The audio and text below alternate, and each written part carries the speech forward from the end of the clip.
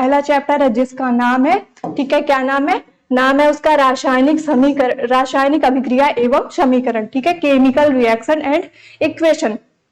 तो देखो इस चैप्टर को पढ़ने से पहले थोड़ा सा हम लोग यहाँ पे जान लेते हैं, ठीक है, क्या जान लेते हैं कि ये जो परिवर्तन होता है ये क्या होता है ना।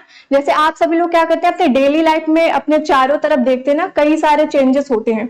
जैसे मान लो क्या हो रहा है कि आप लोग खाना खा रहे हैं, ठीक है, खाने का डाइजेशन हो रहा है ना, खाने का डाइजेशन हो रहा है यानी कि कुछ परिवर्तन हो रहा है उसमें। फिर मान लो आप एक कागज लेते हो, ठीक है, कागज लेते हो, उसको फाड़ के फेंक देते हो, ऐसे मोड़ मोड़ के फेंक देते हो या फाड़ के फेंक देते हो, ठीक है, वो क्या हो रहा है? परिवर्तन हो रहा है। आपका एनवायरमेंट है ना, जैसे अभी गर्मी है, कुछ दिन बाद ठंडी आ जाएगी, है ना, कुछ दिन बाद फिर बारिश का मौसम आ जाएगा। ये क्या होता है अपने आप चारों तरफ अपने देखते हैं कि कोई ना कोई परिवर्तन होता रहता है। तो यहाँ पे हम लोग समझते हैं सबसे पहले कि जो परिवर्तन होता है वो कितने प्रकार का होता है। तो देखो जो परिवर्तन होता है वो बेसिकली 2 प्रकार का होता है, ठीक है। कितने प्रकार का होता है? 2 प्रकार का। पहला आपका भौतिक परिवर्तन और दूसरा आपका हो गया रासायनिक परिवर्तन, यानी कि एक आपका केमिकल चेंज होता है और एक आपका होता है फिजिकल चेंज। तो सबसे पहले हम लोग तो देखते हैं ये जो भौतिक परिवर्तन होता है ये क्या होता है, ठीक है। देखो ये जो भौतिक परिवर्तन होते हैं ना, वो ऐसे परिवर्तन होते हैं कि जो पदार्थ है, ठीक है, उसके जो भौतिक गुण है, ठीक है, उसके जो क्या है भौतिक गुण, मान लो उसका रंग हो गया, उसका आकार हो गया, उसकी जो आकृति है, सिर्फ इनमें चेंजेस होते हैं, ठीक है। लेकिन इनमें जो चेंज हो रहा है फिर से हम उसको क्या कर सकते हैं, उसकी जो पुनः मतलब फिर से उसको हम लोग दोबारा, ठीक है, कर सकते हैं। जैसे यहाँ पे देखो डिफिनीशन इसकी लिखी हुई है कि वह परिवर्तन जिसमें पदार्थ के भौतिक गुणों में परिवर्तन होता है, ठीक है, जो पदार्थ है उसके अगर भौतिक गुण में परिवर्तन हो रहा है लेकिन क्या है कि उसका जो रासायनिक गुण है उनमें कोई परिवर्तन नहीं होता है, तो उसे हम क्या बोलेंगे, उसे हम बोल देंगे कि वहां पे क्या हो रहा है, भौतिक परिवर्तन हो रहा है। जैसे एग्जाम्पल में मान लो मेरे पास एक कागज है, ठीक है, ये क्या है, ये मेरे पास एक कागज है, मैंने इसको फाड़ दिया, ठीक है, क्या किया मैंने इसको फाड़ दिया या तो मोड़ के मैंने फेंक दिया, तो ये क्या होगा, ये कागज ही रहेगा ना। इसके बाद कोई मतलब फाड़ने के बाद या फिर मोड़ने के बाद कोई दूसरी चीज तो बन नहीं रही है, बन रही है नहीं बन रही ना। आप लोग खुद ही बताओ मुझे, एक कागज ले लो और उसको फाड़ दो या फिर उसको मोड़ के फेंक दो, तो उससे कोई नई चीज बन रही है? नहीं बन रही है ना। तो यानी कि ये जो कागज का फटना हो गया, ये इसमें कौन सा परिवर्तन हो रहा है? इसमें आपका भौतिक परिवर्तन हो रहा है, ठीक है। कौन सा हो रहा है? भौतिक परिवर्तन हो रहा है, क्योंकि भौतिक परिवर्तन वही तो होते हैं ना कि जिसमें सिर्फ पदार्थ के भौतिक गुण बदलते हैं, बाकी जो रासायनिक गुण होते हैं उनमें कोई भी परिवर्तन नहीं होता है। जैसे दूसरा अगर हम लोग एग्जाम्पल देखें तो आपका हो गया मोम का पिघलना। यहाँ पे देखो ये इमेज बनी हुई है, आप सभी लोग बताओ मुझे, जब दिवाली आती है तो आप लोग क्या करते हैं, बढ़िया सुंदर सुंदर मोमबत्ती लेके आते हैं, उसको जला के रखते हैं, और वो जो मोमबत्ती रखी है जला के जब रखे हैं उसको थोड़ी देर बाद पिघल जाती है, ठीक है, क्या होती है, थोड़ी देर बाद पिघल जाती है। तो पिघलने के बाद क्या उससे कोई नया चीज बनता है? बताओ, बनता है? नहीं बनता है ना। तो ये मोम का पिघलना जो हो गया, ये भी क्या हुआ, ये भी आपका भौतिक परिवर्तन हो गया। जैसे एक और एग्जाम्पल से समझते हैं, मान लो आपके पास जो बर्फ है, ठीक है, बर्फ का जो पिघलना होता है वो भी क्या होती है, वो भी भौतिक परिवर्तन ही होता है, ठीक है, क्योंकि पानी है, पानी को आपने बॉटल में भर के या किसी है ना किसी डिब्बे में भर के आपने क्या किया, फ्रिज में रख दिया, वो बर्फ बन गया, ठीक है। उस बर्फ को जो आप बाहर निकालेंगे तो वो क्या होगा, फिर से वो पिघल के पानी बन जाएगा, यानी कि फिर से वो अपनी अवस्था में आ जाएगा। तो ये क्या होता है, इसी को हम लोग भौतिक परिवर्तन कहते हैं। अब अपन लोग समझते हैं, ठीक है, रासायनिक परिवर्तन को, यानी कि केमिकल चेंज को देखते हैं। हमने भौतिक परिवर्तन पढ़ लिया, अब यहाँ पे हम लोग पढ़ेंगे रासायनिक परिवर्तन को। आप देखो ये जो रासायनिक परिवर्तन होता है ना, इसमें जो पदार्थ होता है उसके जो रासायनिक गुण होते हैं उनमें चेंजेस होते हैं, ठीक है, क्या होते हैं, उनमें चेंजेस होते हैं, और वो चेंज होने के बाद क्या करते हैं, नए गुणधर्म वाले, ठीक है, नए पदार्थ का निर्माण कर लेते हैं। क्या कर लेते हैं, नए गुणधर्म वाले पदार्थ का निर्माण कर लेते हैं। जैसे यहाँ पे देखो, वह परिवर्तन जिसमें पदार्थ के रासायनिक गुणों में परिवर्तन होता है, यानी कि क्या कह रहा है कि वह पदार्थ, मान लो कोई पदार्थ है जिसके रासायनिक गुण में परिवर्तन होता है, ठीक है, यानी कि हो रहा है, नए तथा भिन्न गुणधर्म वाले पदार्थ की प्राप्ति होती है, ठीक है। कोई पदार्थ है उसमें क्या हो रहा है, उसके जो रासायनिक गुण है उसमें परिवर्तन हो रहा है। फिर उसके बाद क्या होता है कि नए तथा भिन्न यानी कि अलग गुणधर्म वाले पदार्थ का निर्माण करता है, तो उसे हम लोग क्या कहेंगे, उसे हम लोग वहां पे बोलेंगे कि हाँ इसमें रासायनिक परिवर्तन हो रहा है, ठीक है, क्या हो रहा है, रासायनिक परिवर्तन हो रहा है। जैसे आपका भोजन का पाचन हो गया और दूध से दही का बनना हो गया। आप सभी लोग सुबह सुबह सो के जब उठते हो तो मतलब स्टार्टिंग से ही, मतलब सो के उठने के बाद से ही आपका है ना खाना पीना चलता रहता है ना। पहले ब्रेकफास्ट करेंगे, फिर लंच करेंगे, है ना, ऐसा कुछ ना कुछ खाते रहते हो। तो जो आप लोग खाना खाते हो उसका डाइजेशन भी तो होता है ना। तो ये कौन सी क्रिया हो गई आपकी? ये आपकी रासायनिक क्रिया हो गई। भाई खाना आपने खाया, उसके बाद वो क्या होगा? डाइजेशन होगा उसका। तो ये क्या है? ये आपकी रासायनिक क्रिया यहाँ पे, सॉरी, रासायनिक परिवर्तन हो रहा है, यानी कि केमिकल चेंजेस हो रहा है। इसी तरह जैसे सभी के घर में दूध होता है, ठीक है, तो दूध से जो दही का बनना होता है वो भी क्या होता है? वो भी आपका रासायनिक परिवर्तन होता है। मान लो कोई पदार्थ है, दूध है, ठीक है, वो क्या हो रहा है? उसके रासायनिक जो गुण है उसमें चेंज हो रहा है, और वो क्या करता है? नए गुणधर्म वाले अलग पदार्थ का निर्माण कर लेता है, यानी कि दही का निर्माण कर लेता है। तो वहां पे क्या हो रहा है? वहां पे आपका रासायनिक परिवर्तन हो रहा है। परिवर्तन आपकी क्लियर है? चलो आप देखो यहाँ पे अब हम लोग पढ़ेंगे, भाई हमारे चैप्टर का नाम क्या था? रासायनिक अभिक्रिया एवं समीकरण। तो इस चैप्टर में जो हम लोग पढ़ेंगे, तो सबसे पहले तो हमने परिवर्तन को पढ़ लिया, ठीक है, उसके बाद देखो रासायनिक अभिक्रिया और, ठीक है, क्या हुआ? समीकरण।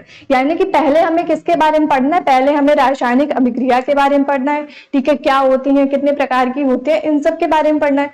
फिर ये जो रासायनिक समीकरण होते हैं ये क्या होते हैं, और इनके जो लिखने के नियम होते हैं ये क्या होते हैं, ठीक है, इन सभी चीजों के बारे में अपन लोग इसी वन शॉर्ट वीडियो में समझेंगे। तो यहाँ पे अब अपन लोग समझते हैं रासायनिक अभिक्रिया के बारे में, यानी कि केमिकल इक्वेशन के बारे में। यहाँ पे आपको कुछ दिख रहा होगा, ठीक है ना, कुछ दिख रहा होगा, कुछ नहीं, थोड़ा सा ज्यादा दिख रहा होगा, कुछ रंग बिरंगा सा दिख रहा होगा। तो देखो क्या दिख रहा है आपको? ये ए है और ये बी है, ठीक है, क्या है? ये ए है और ये बी है, ये दोनों आपस में मिल करके क्या बना लेते हैं? ए बी बना लेते हैं, ठीक है, क्या बना लिया? इसने ए बी बना लिया। तो यहाँ पे क्या हो रहा है भाई? रासायनिक अभिक्रिया ही तो हो रही ना, रासायनिक अभिक्रिया होगी तभी तो नया पदार्थ बनेगा। ए था, ठीक है, क्या था आपका? ए था और आपका बी था, इन दोनों के बीच में क्या हुआ? रासायनिक अभिक्रिया हुई। रासायनिक अभिक्रिया होने के बाद ये क्या बना लेता है? ए बी बना लेता है, ठीक है, क्या बना लेता है? ए बी बना लेता है। अब आप लोग कहेंगे कि दीदी इसको हम जब अगर हमारे एग्जाम में आता है तो वहां पे हम लोग इसको कैसे लिखेंगे? तो वो भी बताते हैं कि वहां पे आप कैसे लिखेंगे। वहां पे आप क्या लिखेंगे कि रासायनिक अभिक्रिया एक प्रक्रिया है, ठीक है, क्या लिखेंगे कि जो रासायनिक अभिक्रिया है वो एक प्रक्रिया है, यानी कि प्रोसेस है, जिसमें दो या दो से अधिक पदार्थ आपस में मिल करके, ठीक है, जो दो या दो से, मान लो दो पदार्थ हो सकते हैं या फिर दो से अधिक पदार्थ हो सकते हैं, ठीक है, वो जब दोनों आपस में मिलेंगे तो या तो एक पदार्थ का या फिर एक से अधिक पदार्थ का निर्माण करते हैं। तो उसी को हम लोग क्या बोलते हैं? उसी को हम लोग बोल देते हैं कि हाँ ये रासायनिक अभिक्रिया यहाँ पे हो रही है, ठीक है। वही चीज यहाँ पे लिखी हुई है कि रासायनिक अभिक्रिया एक प्रक्रिया है, ठीक है, क्या है? एक प्रक्रिया है जिसमें दो या दो से अधिक पदार्थ मिलकर के एक या एक से अधिक नए गुणधर्म वाले पदार्थ का निर्माण करते हैं।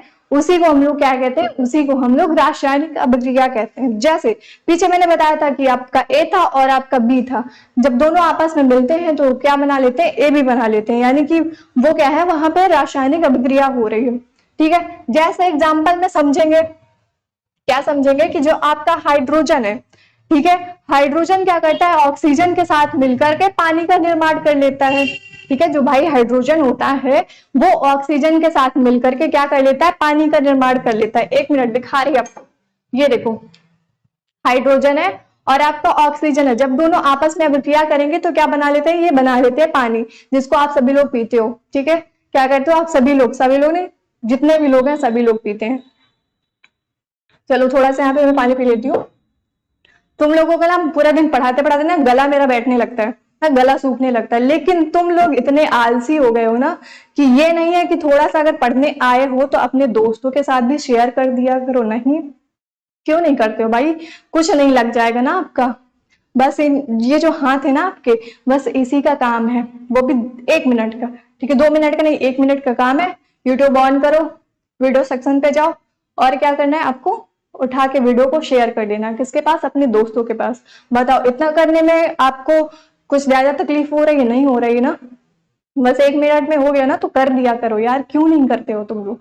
तुम लोगों के लिए इतनी ज्यादा गर्मी में यहाँ खड़ी होकर मैं गला फाड़ती रहती हूँ, चिल्लाती रहती हूँ, पढ़ाती रहती हूँ, बताती रहती हूँ, फिर भी तुम लोग मेरे लिए 1 मिनट, मतलब 1 मिनट के लिए भी टाइम नहीं निकाल पाते हो ना।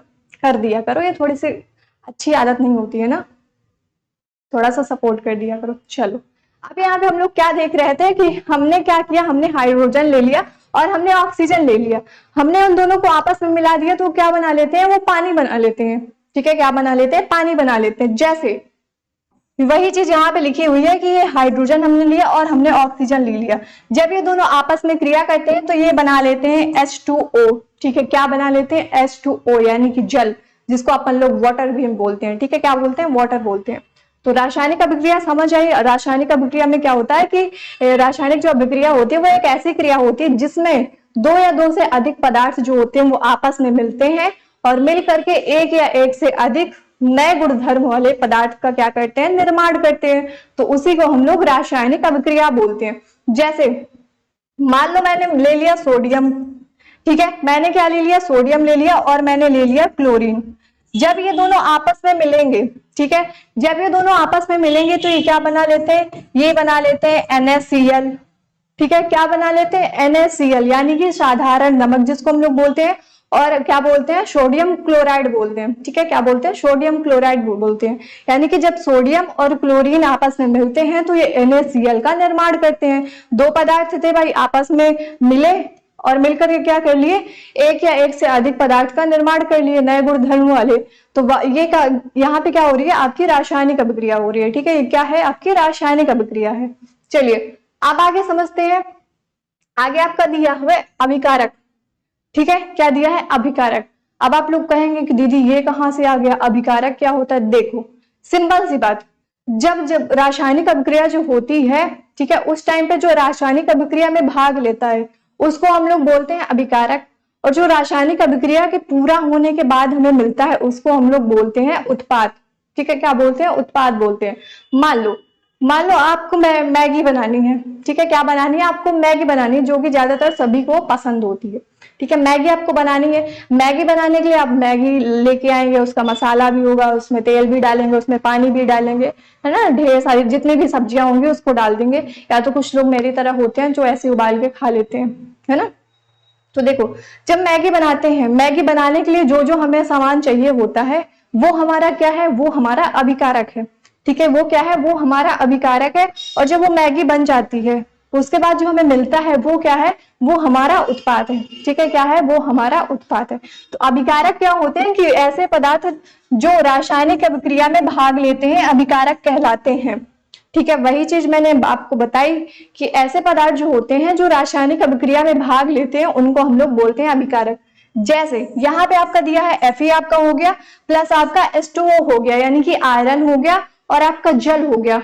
ये दोनों क्या है, ये दोनों आपके अभिकारक हो गए। ठीक है, ये दोनों क्या हो गए, ये दोनों आपके अभिकारक हो गए। अब जब रासायनिक अभिक्रिया होती है तो उसके बाद हमें क्या मिलता है, Fe3O4 मिलता है। ठीक है, क्या मिलता है, Fe3O4 मिलता है प्लस H2 मिलता है, यानी कि हाइड्रोजन मिलता है। तो ये जो हमें मिला रासायनिक अभिक्रिया के बाद जो हमें मिला, जो हमें प्राप्त हुआ, ये हमारा क्या है, ये हमारा उत्पाद हो जाता है। ठीक है, क्या हो जाता है, हमारा उत्पाद हो जाता है। जैसे दूसरा एग्जांपल अगर हम लोग यहाँ पे देखें, हमने जैसे हाइड्रोजन ले लिया और हमने ऑक्सीजन ले लिया, ये दोनों, ठीक है, ये दोनों जब अभिक्रिया करेंगे तो क्या बनाएंगे, H2O बना लेंगे।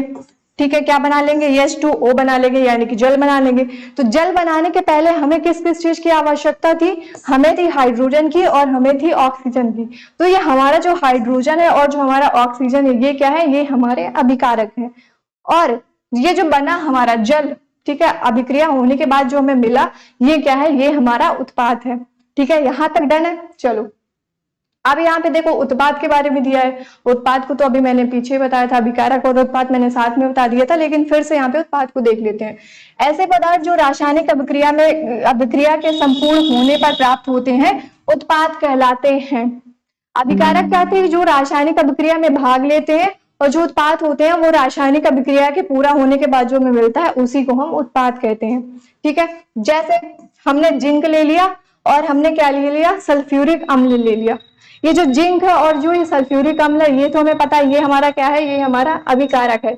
यानी कि रासायनिक अभिक्रिया में जितने भी भाग लेते हैं उसमें एक भी हो सकता है, दो भी हो सकता है, तीन भी हो सकता है। ठीक है, जितने भी होंगे रासायनिक अभिक्रिया में जो भाग ले रहे होंगे वो हमारे अभिकारक होंगे, और रासायनिक अभिक्रिया के पूरा होने के बाद जो हमें मिलेगा वो हमारा उत्पाद होगा। यानी कि यहाँ पे क्या कर रहा है, जो जिंक है वो क्या कर रहा है, सल्फ्यूरिक अम्ल के साथ अभिक्रिया कर रहा है, अभिक्रिया करने के बाद बना रहा है आपका ZnSO4 यानी कि जिंक सल्फेट बना रहा है, प्लस साथ में हाइड्रोजन गैस भी बना रहा है। तो ये हमारा क्या हो जाएगा, ये हमारे दोनों उत्पाद हो जाएंगे, यानी कि उत्पाद हो जाएगा। ठीक है, रासायनिक अभिक्रिया के पूरा होने के बाद जो हमें मिल गया वो हमारा क्या हुआ, वो हमारा उत्पाद हो गया। ठीक है, चलो यहां तक मुझे लगता है कि आपको कोई भी डाउट अभी तक नहीं हुआ होगा, यानी कि सारे डाउट्स जो थे वो क्लियर हो गए होंगे कि अभिकारक क्या होता है, उत्पाद क्या होता है, रासायनिक अभिक्रिया क्या होती है और परिवर्तन क्या होते हैं। आप देखो, अब यहाँ पे आपको क्या करना है, एक क्वेश्चन आपके सामने दिया हुआ है जिसका आंसर आप लोगों को कमेंट सेक्शन में कमेंट करके बताना है। क्वेश्चन आपका क्या दिया है कि रासायनिक अभिक्रिया में भाग लेने वाले पदार्थ को कहा जाता है। कितना इजी सा क्वेश्चन है। अभी जस्ट मैंने एक स्लाइड पीछे मैंने आपको बताया था कि जो रासायनिक अभिक्रिया में भाग लेते हैं उनको हम लोग क्या कहते हैं, है ना, 3-4 बार मैंने बताया था। अब आप लोग बताओ मुझे कि जो रासायनिक अभिक्रिया में भाग लेते हैं उन्हें क्या कहते हैं। पहला ऑप्शन दिया है अभिकारक, दूसरा दिया उत्पाद, तीसरा आपका दिया अभिकारक एवं उत्पाद दोनों, और चौथा आपका दिया है इनमें से कोई नहीं। तो राइट आंसर इसका आपका हो जाएगा अभिकारक, यानी कि जो रासायनिक अभिक्रिया में भाग लेते हैं उन्हें हम क्या कहते हैं, उन्हें हम अभिकारक कहते हैं। ठीक है, क्या कहते हैं, उन्हें हम अभिकारक यानी कि रिएक्टेंट कहते हैं। आगे अब बढ़ते हैं, अगला आपका क्या दिया हुआ है, आगे आपका दिया है रासायनिक समीकरण। ठीक है, क्या दिया है, रासायनिक समीकरण यानी कि केमिकल इक्वेशन दिया है। हमने रासायनिक अभिक्रिया पढ़ ली, अब हम लोग पढ़ेंगे कि ये जो रासायनिक समीकरण होते हैं ये क्या होते हैं। तो देखो यहाँ पे लिखा हुआ है कि किसी रासायनिक अभिक्रिया को अभिकारकों एवं उत्पादों के प्रतीकों व रासायनिक सूत्रों का प्रयोग करके प्रदर्शित करना रासायनिक समीकरण कहलाता है। अब आप कहेंगे कि दीदी ये क्या लिखा हुआ, समझ ही नहीं आ रहा है। ऐसा समझो, कोई रासायनिक अभिक्रिया है, ठीक है, तुम बोलोगे ठीक है, उसमें ठीक है जो अभिकारक हैं और जो उत्पाद हैं उन दोनों के जो तत्व होंगे, ठीक है, तत्व के जो प्रतीक होंगे, उनके तत्व के प्रतीकों के द्वारा या फिर जो रासायनिक सूत्र उनके होते हैं उनके द्वारा लिखना ही यानी कि प्रदर्शित करना ही क्या कहलाता है, हमारा रासायनिक समीकरण कहलाता है। क्योंकि देखो अगर आप लोग ऐसे लिखेंगे ना कि हाइड्रोजन की ऑक्सीजन के साथ अभिक्रिया कराने पर हमें जल मिलता है यानी कि या फिर जल का निर्माण होता है, तो उसमें क्या होगा, उसमें आपका जगह भी बहुत ढेर सारा लेगा, है ना, जगह भी बहुत ढेर सारी लगेगी और आपका टाइम भी वहां पे थोड़ा सा ज्यादा लगेगा। इसलिए क्या किया, इसलिए आपके रासायनिक समीकरण बनाए गए। ठीक है, क्या बनाए गए, आपके समीकरण बनाए गए जिससे आपका टाइम भी बचे और आपका जो जगह है, ठीक है, लिखने की जो जगह है वो भी थोड़ी सी लगे। देखो जैसे यहाँ पे एग्जाम्पल में दिया हुआ है कि हाइड्रोजन और ऑक्सीजन, ठीक है, हाइड्रोजन हो गया और आपका हो गया ऑक्सीजन की क्रिया से पानी बनता है। अगर हम लोग इसे ऐसे लिखेंगे तो थोड़ा सा टाइम ज्यादा लगता है। अगर हम इसको ऐसे लिख दें कि H2 + O2 इक्वल टू आपका क्या हुआ, H2O, यानी कि हाइड्रोजन है और आपका ऑक्सीजन जब आपस में अभिक्रिया करते हैं तो वो जल बना लेते हैं। अगर हम इसको ऐसे लिखते हैं तब हम इसे क्या कहेंगे कि ये हमारा रासायनिक समीकरण है। ठीक है, क्या है, ये हमारा रासायनिक समीकरण है। तो रासायनिक समीकरण क्या होते हैं कि जो अभिकारक होते हैं और जो उत्पाद होते हैं उनके जो प्रतीक होते हैं, तत्व के जो प्रतीक होते हैं या फिर जो रासायनिक सूत्र होते हैं उनके द्वारा ही लिखना, ठीक है, उनके द्वारा ही रासायनिक अभिक्रिया को लिखना क्या कहलाता है, आपका रासायनिक समीकरण कहलाता है। ठीक है, क्या कहलाता है, रासायनिक समीकरण। इसी तरह दूसरा एग्जांपल आपका दिया हुआ है कि Zn + H2SO4, ठीक है, क्या दिया है, Zn यानी कि जिंक, और जो जिंक है और सल्फ्यूरिक अम्ल है, जब इन दोनों की अभिक्रिया कराई जाती है तो क्या मिलता है आपका ZnSO4 यानी कि जिंक सल्फेट मिलता है और साथ ही साथ आपको मिलता है हाइड्रोजन गैस। ठीक है, क्या मिलता है, हाइड्रोजन गैस। अगर इसको हम लोग ऐसे लिखते हैं तो ये क्या है, ये हमारी है रासायनिक समीकरण। ठीक है, ये क्या है, ये हमारा रासायनिक समीकरण। क्यों, क्योंकि ये जो रासायनिक अभिक्रिया हो रही है इसको हम लोग क्या कर रहे हैं, इसको हम लोग अभिकारक और जो उत्पाद हैं उनके तत्वों के जो प्रतीक हैं और जो रासायनिक सूत्र हैं उनके द्वारा हम लोग इसको लिख रहे हैं, तो इसलिए हम इसको क्या कहेंगे, ये हमारा रासायनिक समीकरण है। ठीक है, यहाँ तक अभी तक आप लोगों को कोई डाउट नहीं हुआ होगा, सारी चीजें आपको समझ आई होंगी। अगर समझ आई है तो जल्दी से एक बार क्लास को अपने दोस्तों के साथ शेयर कर दीजिएगा। ठीक है, क्या कर दीजिएगा, अपने दोस्तों के साथ शेयर कर दीजिएगा।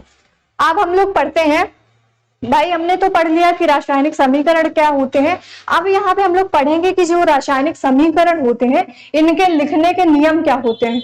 रासायनिक समीकरण तो पढ़ लिया कि हाँ भाई ऐसे ऐसे होता है, लेकिन अगर हम लोग उनको लिखेंगे तो कैसे लिखेंगे, किस तरह लिखेंगे और उनके क्या नियम होते हैं, तो यहाँ पे हम लोग उन्हीं को देखेंगे। ठीक है, रासायनिक समीकरण लिखने के नियम। पहला नियम आपका दिया है कि रासायनिक अभिक्रिया रासायनिक समीकरण द्वारा लिखी जाती है।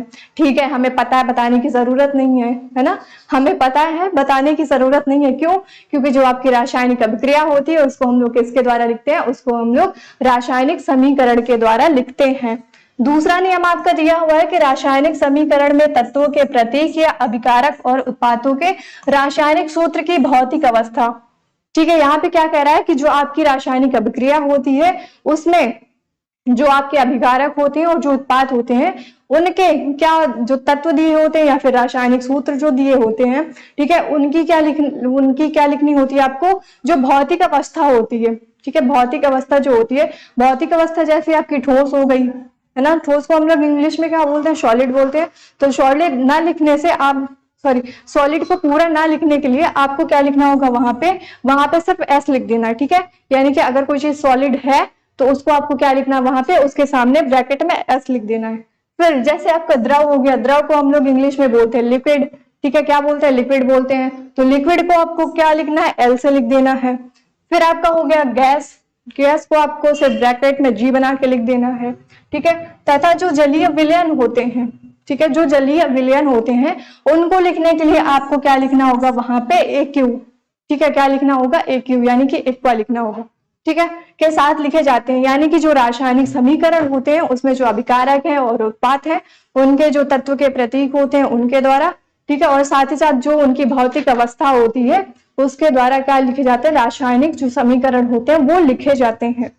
अगला नियम आपका, अच्छा यहाँ पे देखो एग्जाम्पल भी दिया हुआ है, जैसे आपका Fe यानी कि आयरन दिया है। आयरन आपका क्या होता है, सॉलिड होता है। ठीक है, क्या होता है, सॉलिड होता है, यानी कि ठोस होता है। तो इसलिए इसके आगे क्या लिख दिया गया, ब्रैकेट में S। फिर प्लस में दिया आपका H2O। H2O क्या होता है आपका, H2O क्या होता है, जल होता है ना। जल क्या होता है, लिक्विड में होता है। तो यहाँ पे हम लोग क्या लिख देंगे, L लिख देंगे। यहाँ पे देखो G लिखा हुआ है। ठीक है, इक्वल टू, ये दोनों आपस में अभिक्रिया करके क्या बना लेते हैं, Fe3O4 बना लेते हैं। ये भी आपका क्या होगा, ये भी आपका सॉलिड होगा। ठीक है, क्या होगा, सॉलिड होगा। फिर आपका आता है H2 यानी कि हाइड्रोजन। हाइड्रोजन आपकी क्या होती है, हाइड्रोजन आपकी गैस होती है, इसलिए उसके सामने ब्रैकेट में अपन लोग क्या लिख देंगे, अपन लोग लिख देंगे G। ठीक है, यानी कि गैस है तो उसको हम लोग G लिख देंगे। ठीक, अगला जो आपका नियम है वो क्या दिया हुआ है कि रासायनिक अभिक्रिया में आवश्यक परिस्थितियां, जैसे जो रासायनिक अभिक्रिया होती है उसमें जो आवश्यक परिस्थितियां होती हैं, जैसे आपका हो गया ताप हो गया, दाब हो गया और उत्प्रेरक हो गया। ठीक है, आदि को तीर के निशान के अंदर या फिर ऊपर या नीचे लिखते हैं। क्या कह रहा है कि जो रासायनिक समीकरण होता है उसमें जो स्थितियां होती हैं, ठीक है, उनको हम लोग कहाँ पे लिखते हैं, जो तीर लगी होती है, ये वाली जो तीर एरो लगी होती है, इसके या तो ऊपर लिखते हैं या फिर नीचे लिख देते हैं। जैसे आप सभी लोग पढ़ते हैं ना, जब वो प्रकाश संश्लेषण की क्रिया पढ़ते हैं, है ना, प्रकाश संश्लेषण की क्रिया पढ़ते हैं, वहां पे जो उसका केमिकल फॉर्मूला होता है, जो उसकी अभिक्रिया रासायनिक इक्वेशन जो होती है, रासायनिक समीकरण जो होता है फोटोसिंथेसिस का, वहां पे आप लोग लिखते हैं ना कि पहले जिन जिन चीजों की जरूरत होती है उनको लिखते हैं। जैसे आपको हो गई, किसकी जरूरत होती है प्रकाश संश्लेषण के लिए, कार्बन डाइऑक्साइड हो गया, ठीक है, जल हो गया, ठीक है, फिर आपको क्या चाहिए होता है, सूर्य का प्रकाश चाहिए होता है, फिर आपको क्या चाहिए होता है, क्लोरोफिल चाहिए होता है ना। तो जब हम लोग सूर्य का प्रकाश लिखते हैं यानी कि सनलाइट लिखते हैं, तो हम लोग उसको कहाँ लिखते हैं, हम लोग उसको तीर के ऊपर लिखते हैं। ठीक है, कहाँ पे लिखते हैं, तीर के ऊपर लिखते हैं। क्लोरोफिल हो गया, उसको भी हम लोग कहाँ पे लिख देते हैं, तीर के नीचे लिख देते हैं। यानी कि जो भी परिस्थितियां आ रही हैं उनको हम लोग कहाँ पे लिखेंगे, उनको हम लोग या तो तीर के ऊपर लिख देंगे या तो फिर तीर के नीचे लिख देंगे। ठीक है, तो ये हमारा होता है तीसरा नियम। ठीक है, किसका, रासायनिक समीकरण को लिखने का। अब यहाँ पे अपन लोग पढ़ते हैं संतुलित रासायनिक समीकरण। ठीक है, हमने पढ़ लिया कि जो रासायनिक अभिक्रिया होती है वो क्या होती है, हमने पढ़ लिया कि जो रासायनिक समीकरण होते हैं वो क्या होते हैं। ठीक है, क्या होते हैं, और रासायनिक समीकरण लिखने के नियम भी अपन लोगों ने पढ़ लिया। अब यहाँ पे हम लोग पढ़ेंगे कि जो रासायनिक समीकरण है जो लिखा हुआ है, क्या वो संतुलित है या नहीं। ठीक है, तो यहाँ पे हम लोग संतुलित समीकरण, रासायनिक समीकरण को पढ़ेंगे। ठीक है। तो संतुलित रासायनिक समीकरण आपका क्या होता है कि वह रासायनिक समीकरण जिसमें विभिन्न तत्वों के परमाणुओं की संख्या अभिकारक व उत्पाद दोनों पक्षों में समान होती है, संतुलित रासायनिक समीकरण कहलाता है।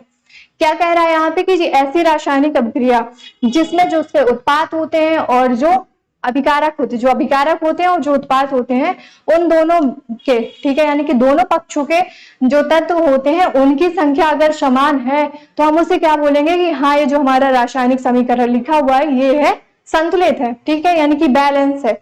जैसे मान लो अगर आप लोग कोई चीज लेने जाते हो, ठीक है, नहीं कोई चीज नहीं, अगर मान लो आपके घर में कोई सामान आया, ठीक है, खाने का सामान आया, अगर आप लोग घर में 2 लोग हो, ठीक है, यानी कि अगर भाई भाई है और अगर बहन बहन है या फिर भाई बहन है, 2 लोग हैं, तो क्या करेंगे जब कोई भी सामान आता है ना तो दोनों आपस में कहेंगे कि बराबर बराबर मुझे चाहिए, है ना, ना तो कम होना चाहिए ना तो ज्यादा होना चाहिए, ठीक है, क्या होना चाहिए, बराबर बराबर होना चाहिए। और कई बार तो लड़ाई भी हो जाती है ना, जैसे वहां पे बराबर बराबर होता है, इसी तरह रासायनिक जो समीकरण होता है अगर वो संतुलित है तो वो क्या होगा, वो दोनों पक्षों में बराबर होगा। अगर दोनों पक्षों में बराबर नहीं है तो जो रासायनिक समीकरण वहां पे लिखा हुआ है वो आपका संतुलित नहीं होगा। कई बार यहाँ से आपके एग्जाम में क्वेश्चन भी आता है कि आपको समीकरण दे दिया जाता है और फिर आपसे पूछा जाता है कि ये बताइए कि ये जो समीकरण लिखा है ये संतुलित है या नहीं, ठीक है, आपको फिर वहां पे देखना होगा कि हाँ दोनों पक्षों के जो तत्व हैं उनकी परमाणुओं की संख्या बराबर है या नहीं। तो रासायनिक समीकरण हमारे यही होते हैं, ठीक है, कि जो अभिकारक है और जो उत्पाद है उन दोनों के जो तत्व हैं, क्या दोनों पक्षों के जो तत्वों की संख्या है वो समान है या नहीं, ठीक है, अगर समान है तो आपका रासायनिक समीकरण जो लिखा है वो बैलेंस होगा। जैसे एग्जांपल में आपका दिया है HNO3, ठीक है, क्या दिया है HNO3 प्लस आपका दिया है CaO4 OH का होल ट्वाइस, ठीक है, क्या दिया है कैल्शियम हाइड्रोक्साइड, ठीक है, क्या दिया हुआ है आपका कैल्शियम हाइड्रोक्साइड दिया है, ये दोनों आपस में अभिक्रिया करके बना लेते हैं CaNO3 का होल ट्वाइस, ठीक है, क्या बना लेते हैं CaNO3 का होल ट्वाइस प्लस H2O बना लेते हैं। अब यहाँ पे आप लोग देखो कि क्या दोनों पक्षों की जो परमाणुओं की संख्या बराबर है या नहीं। आप लोग कमेंट सेक्शन में कमेंट करके जल्दी से मुझे बताओ कि दोनों पक्षों की परमाणुओं की संख्या बराबर है या नहीं। जल्दी से देख लो, एक बार जल्दी से देख लो, स्क्रीनशॉट भी ले लो, फिर आप लोग मुझे जल्दी से बताओ, कमेंट करके जल्दी से बताओ। इसका आंसर आप लोग दोगे, मैं नहीं दूंगी, ठीक है, मैंने बता दिया है कि हाँ आपको ऐसे देखना है कि जो दोनों पक्ष हैं यानी कि अभिकारक है और उत्पाद है, दोनों पक्षों के जो तत्व हैं उनकी संख्या समान है या नहीं। अब आप लोग इसको बताएंगे मुझे, ठीक है, कमेंट करके जल्दी से बताओ। तब तक हम लोग यहाँ पे दूसरा देखते हैं। आपका क्या दिया, द्रव्यमान संरक्षण का नियम, क्या दिया हुआ है, द्रव्यमान संरक्षण का नियम। अब आप लोग कहेंगे कि दीदी पढ़ाती तो आप केमिस्ट्री, पढ़ा तो आप केमिस्ट्री रही हो लेकिन आप फिजिक्स में कहाँ से पहुंच गई, है ना, पढ़ा तो आप केमिस्ट्री रही हैं लेकिन ये फिजिक्स में अचानक से कहाँ पहुंच गई, क्योंकि ये द्रव्यमान संरक्षण का जो नियम है ये तो हमारे फिजिक्स में दिया हुआ है। तो हाँ मुझे भी पता है कि आपकी फिजिक्स में है ये द्रव्यमान संरक्षण का नियम, लेकिन इसका जो यूज है ना यहाँ पे भी किया जाएगा। जब आप लोग रासायनिक समीकरण पढ़ेंगे यानी कि संतुलित रासायनिक समीकरण पढ़ेंगे तो आपको पता होना चाहिए कि जो द्रव्यमान संरक्षण का नियम है वो क्या होता है, तभी आप लोग क्या कर पाएंगे, जो आपका रासायनिक समीकरण है वो संतुलित है या नहीं, तभी आप वहां से उसको देख पाएंगे। तो द्रव्यमान संरक्षण का नियम क्या कहता है कि किसी भी रासायनिक अभिक्रिया में, ठीक है, किसी भी रासायनिक अभिक्रिया में द्रव्यमान का ना तो निर्माण होता है और ना ही विनाश होता है, ठीक है। क्या कह रहा है कि कोई भी अगर रासायनिक अभिक्रिया है, कोई भी रासायनिक अभिक्रिया है, उसका जो द्रव्यमान होता है उसका ना तो निर्माण होता है और ना ही विनाश होता है, लेकिन ठीक है, यानी कि बल्कि इसे एक रूप से दूसरे रूप में परिवर्तित किया जा सकता है। क्या कह रहा है कि जो द्रव्यमान होता है, कोई रासायनिक अभिक्रिया है, उसका जो द्रव्यमान है ना तो वो उसका निर्माण होगा और ना तो विनाश होगा। ये कौन कहता है, ये हमारा द्रव्यमान संरक्षण का नियम कहता है, ठीक है। क्या कहता है कि कोई भी अगर द्रव्यमान है तो उसका ना तो निर्माण होता है और ना ही विनाश होता है, बल्कि उसे एक रूप से दूसरे रूप में बदला जा सकता है। क्या किया जा सकता है, एक रूप से दूसरे रूप में बदला जा सकता है, ठीक है। अब यहाँ पे देखो अगला पॉइंट लिखा हुआ है कि रासायनिक अभिक्रिया के पहले, रासायनिक अभिक्रिया के पहले यानी कि अभिकारक एवं उसके पश्चात, रासायनिक अभिक्रिया जब हो रही है तो उसमें जो भाग ले रहे हैं वो क्या होंगे, आपके अभिकारक होंगे। रासायनिक अभिक्रिया पूरा होने के बाद जो आपको मिलेगा वो आपका उत्पाद होगा। प्रत्येक तत्व के परमाणुओं की संख्या समान होनी चाहिए। क्या कह रहा है कि जो हमारी रासायनिक अभिक्रिया होती है, ठीक है, उसमें दोनों पक्षों के यानी कि अभिकारक के और उत्पाद के जो तत्व होते हैं उन दोनों की जो परमाणुओं की संख्या है वो क्या होनी चाहिए, वो समान होनी चाहिए। ठीक है, क्या होनी चाहिए, समान होनी चाहिए। अब देखो, अब यहाँ पे हम लोग पढ़ेंगे कि रासायनिक समीकरणों को चरणबद्ध संतुलित करना। ठीक है, हमने तो पढ़ लिया कि रासायनिक जो समीकरण होते हैं, संतुलित रासायनिक समीकरण होते हैं, वो क्या होते हैं, है ना। उसमें हमने पढ़ा कि जो रासायनिक संतुलित रासायनिक समीकरण होता है उसमें क्या होना चाहिए कि जो अभिकारक है, उत्पाद है, उन दोनों के तत्व जो होते हैं, परमाणुओं की संख्या बराबर होनी चाहिए। अब यहाँ पे हम लोग सीखेंगे कि हम उसको बराबर करेंगे कैसे, है ना, उसको संतुलित कैसे करेंगे। तो पहला स्टेप आपका क्या दिया है, यहाँ पे देखो चरण लिखा हुआ है। ठीक है, क्या दिया हुआ है, चरण, यानी कि पहला स्टेप आपका दिया हुआ है। अब ये चरण देख के आप अपने, है ना, चरण मत समझिएगा, है ना, वो वाले आपके चरण नहीं है जिनसे आप लोग चलते हैं, वो वाला नहीं है। यहाँ पे क्या दिया हुआ है, चरण, यानी कि पहला स्टेप आपका दिया है। पहला स्टेप आपका क्या दिया है कि रासायनिक समीकरण लिखकर, रासायनिक समीकरण लिखकर प्रत्येक सूत्र के चारों ओर बॉक्स बना लीजिए। जब भी आप रासायनिक समीकरण लिखते हैं, ये आपकी कौन सी विधि है, ये आपकी हिट एंड ट्रायल विधि है। ठीक है, रासायनिक समीकरण, वो संतुलित रासायनिक समीकरण जो है उसको संतुलित करने के लिए ये कौन सी विधि है, ये आपकी हिट एंड ट्रायल विधि है। ठीक है, तो हिट एंड ट्रायल विधि जो है वो, उसका पहला स्टेप आपका क्या है कि सबसे पहले तो आप रासायनिक समीकरण लिखिए, उसके बाद जो उसके प्रत्येक सूत्र हैं उनके चारों ओर बॉक्स बना लीजिए, यानी कि बॉक्स के अंदर उसको बंद कर दीजिए। जैसे आप लोग गिफ्ट लाते हो ना, पैक करते हो गिफ्ट को, वैसे ही इसको भी पैक कर दो। कैसे करोगे, देखो, हमने लिया आयरन और हमने लिया जल। ठीक है, क्या लिया, आयरन लिया और जल लिया। तो ये जो आयरन है इसको हम लोग क्या करेंगे, बॉक्स में बंद कर देंगे। पहला स्टेप यही तो कह रहा है कि जो रासायनिक समीकरण जब आप लिख रहे हैं तो उसके जो प्रत्येक सूत्र हैं उनको आपको क्या करना है, बॉक्स में बंद कर देना है, यानी कि बॉक्स उसके चारों ओर आपको बॉक्स बना देना है। तो ये हमने क्या किया, आयरन के, ठीक है, चारों तरफ हमने क्या कर दिया, बॉक्स बना दिया। अब बॉक्स आपको ये वाला भी आप बना सकते हैं, ठीक है, और आप ऐसे भी बना सकते हैं। ठीक है, दोनों वाले भी बना सकते हैं, यानी कि आपके पास दोनों ऑप्शन है, जो आपको अच्छा लगे आप वही वाला बनाइए। ठीक है, ये नहीं कि यहाँ पे दीदी ऐसे बनाई है तो हम भी ऐसे बना दे, नहीं, आप उसको चारों तरफ से ऐसे ढक सकते हैं, गिफ्ट की तरह उसको पैक भी कर सकते हैं। ठीक है, वो आपकी मर्जी है। चलो, अब हमारे पास क्या है, अब हमारे पास है जल। ठीक है, क्या है हमारे पास, जल। जल को भी हमने क्या किया, हमने एक बॉक्स में बंद कर दिया। फिर ये दोनों आपस में विक्रिया करके Fe3O4 बना लिए, इसको भी हमने क्या कर दिया, बॉक्स में बंद कर दिया। फिर हमारे पास क्या हुआ बचा, मतलब क्या मिला हमें, हाइड्रोजन मिला। ठीक है, क्या मिला हमें, हाइड्रोजन मिला। तो हमने इसको भी क्या किया, हमने इसको भी, सॉरी वहां पे नहीं हुआ, हमने उसको भी क्या कर दिया, बॉक्स में बंद कर दिया। अब आप लोग कहेंगे कि दीदी इन सबको बॉक्स में क्यों बंद कर रहे हो, है ना, तो आगे उसको देखते हैं कि बॉक्स में क्यों बंद कर रहे हैं। आप देखो, यहाँ पे अगला पॉइंट दिया है कि संतुलित करते समय बॉक्स के अंदर कुछ भी परिवर्तन नहीं कीजिए।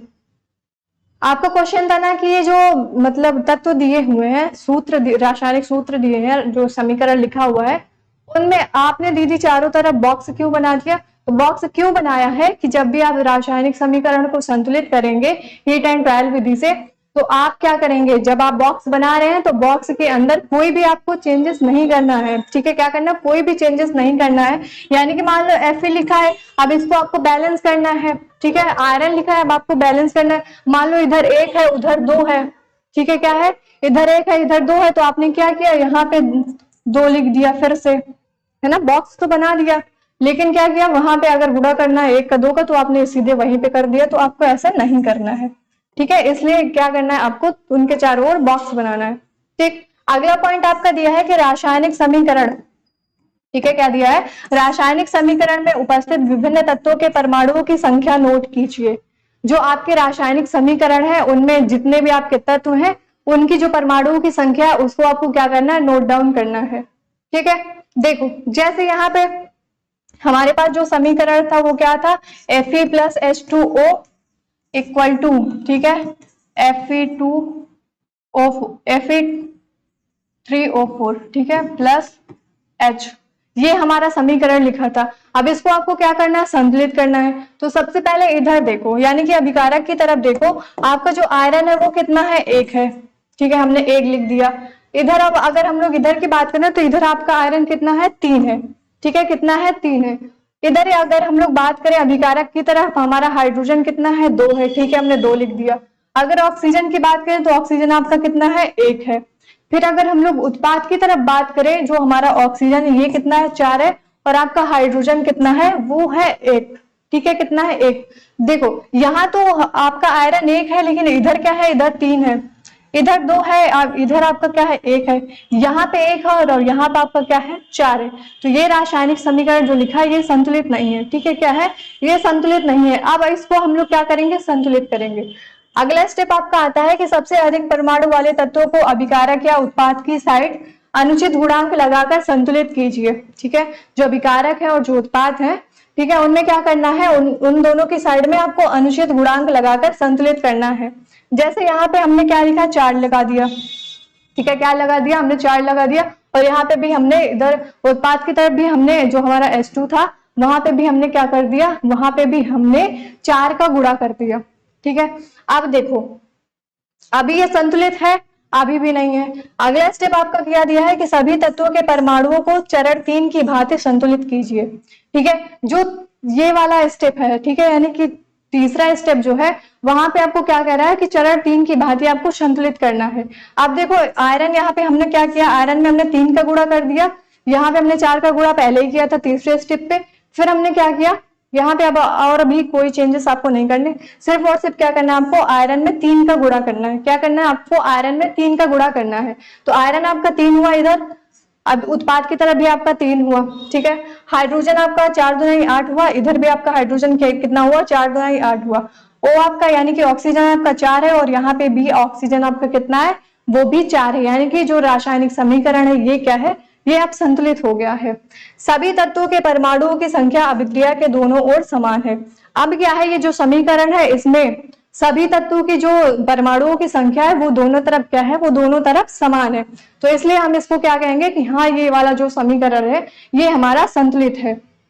अब हम लोग यहाँ पे पढ़ेंगे, क्या पढ़ेंगे, रासायनिक अभिक्रिया के प्रकार, यानी कि टाइप्स ऑफ केमिकल रिएक्शन पढ़ेंगे, ठीक है। क्या पढ़ेंगे, टाइप्स ऑफ केमिकल रिएक्शन पढ़ेंगे कि जो हमारी रासायनिक अभिक्रिया होती है वो कितने प्रकार की होती है। तो रासायनिक अभिक्रिया आपकी जो होती है वो 7 प्रकार की होती है। पहला आपका होता है, ठीक है, संयोजन अभिक्रिया, पहली आपकी संयोजन, दूसरी आपकी अपघटन या फिर वियोजन अभिक्रिया, यानी कि जो अपघटन अभिक्रिया होती है उसको हम लोग वियोजन अभिक्रिया के नाम से भी जानते हैं। तीसरी आपकी होती है विस्थापन अभिक्रिया, चौथी आपकी होती है द्विविस्थापन अभिक्रिया, पांचवी आपकी होती है अपचयन अभिक्रिया, और छठवीं आपकी होती है अपचयन अभिक्रिया, सॉरी यहाँ पे देखो पांचवी आपकी होगी उपचयन, ठीक है, क्या होगी आपकी उपचयन, यानी कि ऑक्सीकरण अभिक्रिया भी इसको हम लोग कहते हैं, ठीक है, क्या कहते हैं, ऑक्सीकरण अभिक्रिया भी कहते हैं। जो हमारी उपचयन अभिक्रिया होती है उसको हम लोग ऑक्सीकरण अभिक्रिया भी कहते हैं। छठवीं आपकी अपचयन अभिक्रिया होती है, और सातवीं आपकी होती है रेडॉक्स अभिक्रिया, ठीक है, कौन सी होती है आपकी, रेडॉक्स अभिक्रिया होती है।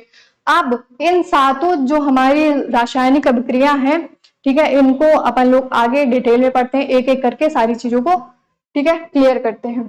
तो सबसे पहले हमारी कौन सी रिएक्शन थी, यानी कि अभिक्रिया थी, वो थी संयोजन अभिक्रिया, ठीक है, कौन सी थी, संयोजन अभिक्रिया। अब देखो इसके नाम से ही पता चल रहा है, संयोजन, संयोजन का मतलब क्या होता है, जुड़ना, ठीक है, क्या होता है, संयोजन का मतलब क्या होता है, जुड़ना, यानी कि कॉम्बिनेशन, है ना, कलर कॉम्बिनेशन, पढ़ लो ना, कलर कपड़े पहन रहे हो उसमें भी आपको क्या चाहिए, कलर कॉम्बिनेशन चाहिए ना। इसी तरह जो संयोजन अभिक्रिया होती है उसको हम लोग कॉम्बिनेशन रिएक्शन के नाम से जानते हैं, ठीक है, यानी कि इंग्लिश में इसको हम लोग कॉम्बिनेशन रिएक्शन बोलते हैं। तो ये जो संयोजन अभिक्रिया होती है वह अभिक्रिया जिसमें 2 या 2 से अधिक प्रकार के पदार्थ मिलकर के केवल एक ही प्रकार के पदार्थ का निर्माण करते हैं, संयोजन अभिक्रिया कहलाती है। संयोजन अभिक्रिया क्या होती है कि ये एक ऐसी अभिक्रिया होती है जिसमें 2 या 2 से अधिक पदार्थ आपस में मिलकर के क्या करते हैं, केवल मतलब एक ही पदार्थ का निर्माण करते हैं, तो उसे हम क्या कहते हैं, उसे हम बोलते हैं संयोजन अभिक्रिया। यानी कि ढेर सारे लोग हैं और ढेर सारे लोग मिलकर एक को बना रहे हैं, ठीक है। तो वहां पे क्या हो जाएगा, वहां पे आपका हो जाएगा कि हाँ ये संयोजन अभिक्रिया है। जैसे एग्जाम्पल में आपका कोयले का दहन हो गया, ठीक है, क्या हुआ, आपके कोयले का दहन हो गया जिसमें आपका जो कार्बन है और आपका ऑक्सीजन है, ठीक है, कार्बन और ऑक्सीजन क्या करेंगे, आपस में रिएक्शन करेंगे और ये क्या बना लेते हैं, CO2 बना लेते हैं। अब देखो यहाँ पे यही चीज बोला था ना कि 2 या 2 से अधिक पदार्थ, अब ये कार्बन है और आपका ऑक्सीजन है, दो पदार्थ है। ये दोनों पदार्थ जब आपस में मिलते हैं तो ये क्या करते हैं, केवल एक ही प्रकार के पदार्थ का निर्माण करते हैं, इसलिए ये क्या है, ये हमारी संयोजन अभिक्रिया है। दूसरा एग्जाम्पल में आपका दिया है जल का निर्माण जैसे हो गया है ना, स्टार्टिंग से हम लोग जल के बारे में पढ़ते, जल का मतलब एग्जाम्पल लेते चले आ रहे हैं हम लोग, यहाँ भी ले लेते हैं, यहाँ पे भी क्या नुकसान हो रहा है हमारा। देखो हमने हाइड्रोजन ले लिया और हमने ऑक्सीजन ले लिया, ये दोनों आपस में मिलकर के क्या बनाते हैं, केवल एक ही पदार्थ का निर्माण करते हैं, जल का ही निर्माण करते हैं। तो यहाँ पे क्या हो रही है, यहाँ पे आपकी संयोजन अभिक्रिया हो रही है। अगला आपका एग्जाम्पल दिया है बिना बुझा चूना। जो बिना बुझा चूना होता है उसको हम लोग क्या बोलते हैं, कैल्शियम ऑक्साइड बोलते हैं। ठीक है, क्या बोलते हैं, कैल्शियम ऑक्साइड बोलते हैं। कैल्शियम ऑक्साइड और जो जब हम लोग जल लेते हैं, दोनों की अभिक्रिया कराते हैं तो हमें क्या मिलता है, CaOH का होल ट्वाइस, यानी कैल्शियम हाइड्रोक्साइड मिलता है, जिसको हम लोग बोलते हैं बुझा हुआ चूना। ठीक है, क्या बोलते हैं, बुझा हुआ चूना बोलते हैं। यानी कि दो चीज हैं, जब दो चीज आपस में मिलकर के केवल एक ही चीज बनाएंगे तो उसको हम लोग बोलते हैं कि हाँ ये हमारी कौन सी अभिक्रिया है, ये हमारी संयोजन अभिक्रिया है। ठीक है, अगर स्क्रीनशॉट लेना है तो मैं थोड़ा सा साइड हट जाती हूँ, आप लोग इसका स्क्रीनशॉट भी ले सकते हैं। ठीक है, ले लिया, चलो आगे बढ़ते हैं। देखो जहां पे आपके सामने कुछ तस्वीरें दी हुई हैं जिसकी हेल्प से अपन लोग क्या समझेंगे, अपन लोग समझेंगे संयोजन अभिक्रिया को। भाई पीछे तो हमने समझ लिया, लेकिन यहाँ पे भी थोड़ा समझ लेते हैं कि ये भाई साहब थे जिनका नाम है ए, ठीक है, और ये बहन थी जिनका नाम है बी। ये जब दोनों आपस में क्रिया करते हैं तो ये क्या बना लेते हैं, ए बी बना लेते हैं। ठीक है, क्या बना लेते हैं, ए बी बना लेते हैं। यानी कि यहाँ पे क्या हो रही है, यहाँ पे आपकी संयोजन अभिक्रिया हो रही है। क्यों, क्योंकि दो पदार्थ हैं, ये आपस में मिलकर के क्या बना रहे हैं, आपस में मिलकर के एक पदार्थ का निर्माण कर रहे हैं। तो यहाँ पे कौन सी अभिक्रिया है, यहाँ पे आपकी संयोजन अभिक्रिया हो गई। अब अगली जो अभिक्रिया है वह देखो, अगली अभिक्रिया क्या है आपकी, ऊष्माक्षेपी अभिक्रिया। ठीक है, क्या है आपकी ऊष्माक्षेपी अभिक्रिया, जिसको हम लोग एक्सोथर्मिक रिएक्शन के नाम से जानते हैं, यानी कि इसको इंग्लिश में हम लोग एक्सोथर्मिक रिएक्शन बोलते हैं। एक्सोथर्मिक रिएक्शन क्या होती है, ऊष्माक्षेपी। ऊष्माक्षेपी देखो जितने भी रिएक्शन है ना आपकी, वो सारे नाम से ही पता चल जाएंगे, बस थोड़ा सा उसमें आपको दिमाग लगाने की जरूरत है। जैसे ऊष्माक्षेपी, ऊष्माक्षेपी, ऊष्माक्षेपी से कुछ समझ आ रहा है, नहीं समझ आया तो यहां से समझो। एक्सो, एक्सो का मतलब क्या होता है, बाहर। एंडो का मतलब क्या होता है, अंदर, है ना, हम लोग पढ़ते हो ना। एक्सो का मतलब क्या होता है, बाहर होता है ना, एग्जिट कर जाओ, क्या हो गया, एग्जिट कर जाओ, बाहर निकल जाओ। एक्सो का मतलब क्या हो गया, बाहर निकलना। तो जो ऊष्माक्षेपी अभिक्रिया होती है उसमें क्या होता है कि ऐसी रासायनिक अभिक्रियाएं जिनमें उत्पाद के निर्माण के साथ साथ ऊष्मा का भी उत्सर्जन होता है, ऊष्माक्षेपी अभिक्रिया कहलाती है। यहाँ पे क्या कह रहा है कि ऐसी रासायनिक अभिक्रियाएं, क्या कह रहा है कि ऐसी रासायनिक अभिक्रियाएं जिनमें जो उत्पाद होता है, भाई रासायनिक अभिक्रिया में जो अभिकारक होगा वो क्या करता है, अभिकारक जो होते हैं मतलब जो अभिकारक होते हैं वो आपस में अभिक्रिया करके क्या बनाते हैं, उत्पाद का निर्माण करते हैं, है ना। जो बाद में बनता है उसको हम लोग उत्पाद ही तो बोलते हैं। तो ऐसे रासायनिक अभिक्रियाएं जो होती हैं जिनमें जो उत्पाद होता है, उत्पाद के साथ साथ ऊष्मा भी निकलती है। ठीक है, क्या होती है, ऊष्मा का भी उत्सर्जन होता है या फिर निर्माण होता है या फिर निकलती है। उस अभिक्रिया को हम लोग क्या कहेंगे, उस अभिक्रिया को हम लोग बोलते हैं ऊष्माक्षेपी अभिक्रिया। ठीक है, क्या बोलते हैं, ऊष्माक्षेपी अभिक्रिया। एग्जाम्पल में आपका हो गया प्राकृतिक गैस का दहन। ठीक है, क्या हुआ, प्राकृतिक गैस का दहन हो गया। जैसे CH4 आपकी क्या होती है, प्राकृतिक गैस होती है। प्राकृतिक गैस का क्या हुआ, अगर जब हम लोग दहन करते हैं, ठीक है, किसके साथ, ऑक्सीजन के साथ। CH4 है और ऑक्सीजन है, जब ये आपस में अभिक्रिया करते हैं तो ये क्या बना लेते हैं, CO2, यानी कि कार्बन डाइऑक्साइड, H2O, जल बनाते हैं और साथ ही साथ क्या करते हैं, ऊष्मा का भी उत्सर्जन करते हैं, यानी कि ऊष्मा को भी बाहर निकालते हैं। जिस अभिक्रिया में ऊष्मा बाहर निकल रही है, उत्पाद के साथ साथ ऊष्मा भी बाहर निकल रही है, उसको हम लोग क्या बोलेंगे, उसको हम लोग ऊष्माक्षेपी अभिक्रिया बोलते हैं। अगला आपका जो एग्जाम्पल दिया हुआ है, अगला एग्जाम्पल क्या दिया है, श्वसन एक ऊष्माक्षेपी अभिक्रिया है। ठीक है, जो श्वसन की क्रिया होती है वो भी आपकी क्या है, वो भी एक ऊष्माक्षेपी अभिक्रिया है। क्यों, क्योंकि इसमें भी क्या होती है, ऊष्मा का उत्सर्जन होता है, यानी कि ऊष्मा बाहर निकलती है। ठीक है, ऊष्माक्षेपी डन हो गई, क्लियर हो गई, समझ आ गई। चलो अब यहाँ पे हम लोग पढ़ेंगे ऊष्माशोषी अभिक्रिया को। ऊष्माक्षेपी में हमने पढ़ा कि उत्पाद के साथ साथ ऊर्जा का भी निर्माण होता है और जो ऊष्मा शोषी अभिक्रिया होती है, शोषी का मतलब क्या होता है, शोषण करना, ठीक है, क्या होता है, शोषण करना, यानी कि इंडोथर्मिक रिएक्शन, ठीक है, क्या बोलते हैं इसको इंग्लिश में, इंडोथर्मिक रिएक्शन। इंडो का मतलब क्या होता है, अंदर, है ना, इंडो का मतलब क्या होता है, अंदर होता है। तो देखो यहाँ पे इसको हम लोग कैसे लिखेंगे, जब अगर एग्जाम में पूछा जाता है तो वहां पे कैसे लिखेंगे कि वह अभिक्रियाएं जिनमें ऊष्मा का शोषण होता है ऊष्मा शोषी अभिक्रिया कहलाती है, ठीक है। ऐसी अभिक्रिया जिसमें ऊष्मा का शोषण होता है, यानी कि कोई अभिक्रिया है उसमें क्या हो रहा है, उसमें ऊष्मा का भी, अगर उसमें ऊष्मा की भी जरूरत पड़ रही है तो उसको हम लोग क्या बोलेंगे कि हाँ ये हमारी कौन सी अभिक्रिया है, ये हमारी ऊष्मा शोषी अभिक्रिया है। इसी को हम लोग ऐसे भी लिख सकते हैं कि वह अभिक्रिया जिसमें अभिकारकों को तोड़ने के लिए ऊष्मा, प्रकाश या विद्युत की आवश्यकता होती है उसे ऊष्मा शोषी अभिक्रिया कहते हैं, ठीक है। क्या कह रहा है कि वह रासायनिक अभिक्रिया जिसमें अभिकारकों को तोड़ने के लिए, जो अभिकारक होते हैं उनको तोड़ने के लिए हमें ऊष्मा की, प्रकाश की या फिर विद्युत की आवश्यकता होती है, तो उसे हम क्या कहेंगे कि वो हमारी ऊष्मा शोषी अभिक्रिया है। जैसे एग्जांपल में आपका दिया हुआ है CaCO3, क्या दिया हुआ है, CaCO3 दिया हुआ है, ठीक है। इसमें साथ साथ इसके ऊष्मा भी हमें, इसकी मतलब हमें ऊष्मा की भी जरूरत होती है। CaCO3 calcium carbonate, calcium carbonate को तोड़ने के लिए हमें किसकी आवश्यकता होगी, हमें ऊष्मा की भी आवश्यकता होगी। जब ऊष्मा हम इसको देते हैं तो ये क्या बना लेता है, CaO, यानी कि कैल्शियम ऑक्साइड बनाता है, साथ ही साथ कार्बन डाइऑक्साइड गैस भी बाहर निकलती है, ठीक है। क्या होती है, कार्बन डाइऑक्साइड गैस भी बाहर निकलती है, ठीक है। तो यहाँ पे क्या हो रहा है, ऊष्मा का शोषण हो रहा है, क्या हो रहा है, ऊष्मा का शोषण हो रहा है, इसलिए हम इसको क्या बोलेंगे, इसको हम लोग ऊष्मा शोषी अभिक्रिया बोलेंगे। यानी कि सिंपल से अगर भाषा में समझे तो जो भी अभिक्रिया होती है, जो भी रासायनिक अभिक्रिया है, अगर उसमें जो अभिकारक है उसको तोड़ने के लिए हमें ऊष्मा की जरूरत पड़ रही है या फिर विद्युत की जरूरत पड़ रही है या फिर प्रकाश की जरूरत पड़ रही है, तो उसको हम लोग क्या बोलते हैं, उसको हम लोग बोल देंगे कि ये हमारी ऊष्मा शोषी अभिक्रिया है। तो मुझे ऐसा लगता है कि यहाँ तक अभी आपको कोई भी दिक्कत नहीं हुई होगी। वैसे तो मैंने अच्छे से, बहुत अच्छे से बताया है ना। अगर आपके थोड़ा सा कम चलता है तो खोल के बैठा करो मेरी क्लास में, ठीक है। बताती तो हूँ मैं तुम लोगों को ना, एक बार नहीं, दो बार नहीं, 3 बार 4 बार भी बताती हूँ, लेकिन थोड़ा सा अपने दिमाग का भी यूज किया करो, है ना, थोड़ा सा एक्टिव रखा करो उसको। चलो अब यहाँ पे आपके सामने एक क्वेश्चन दिया हुआ है जिसका आंसर आप लोगों को कमेंट सेक्शन में कमेंट करके बताना है, ठीक है। चलो, क्योंकि उस टाइम से मैं आप लोगों को बता रही हूँ ना, अब आप मुझे इसका आंसर बताओ।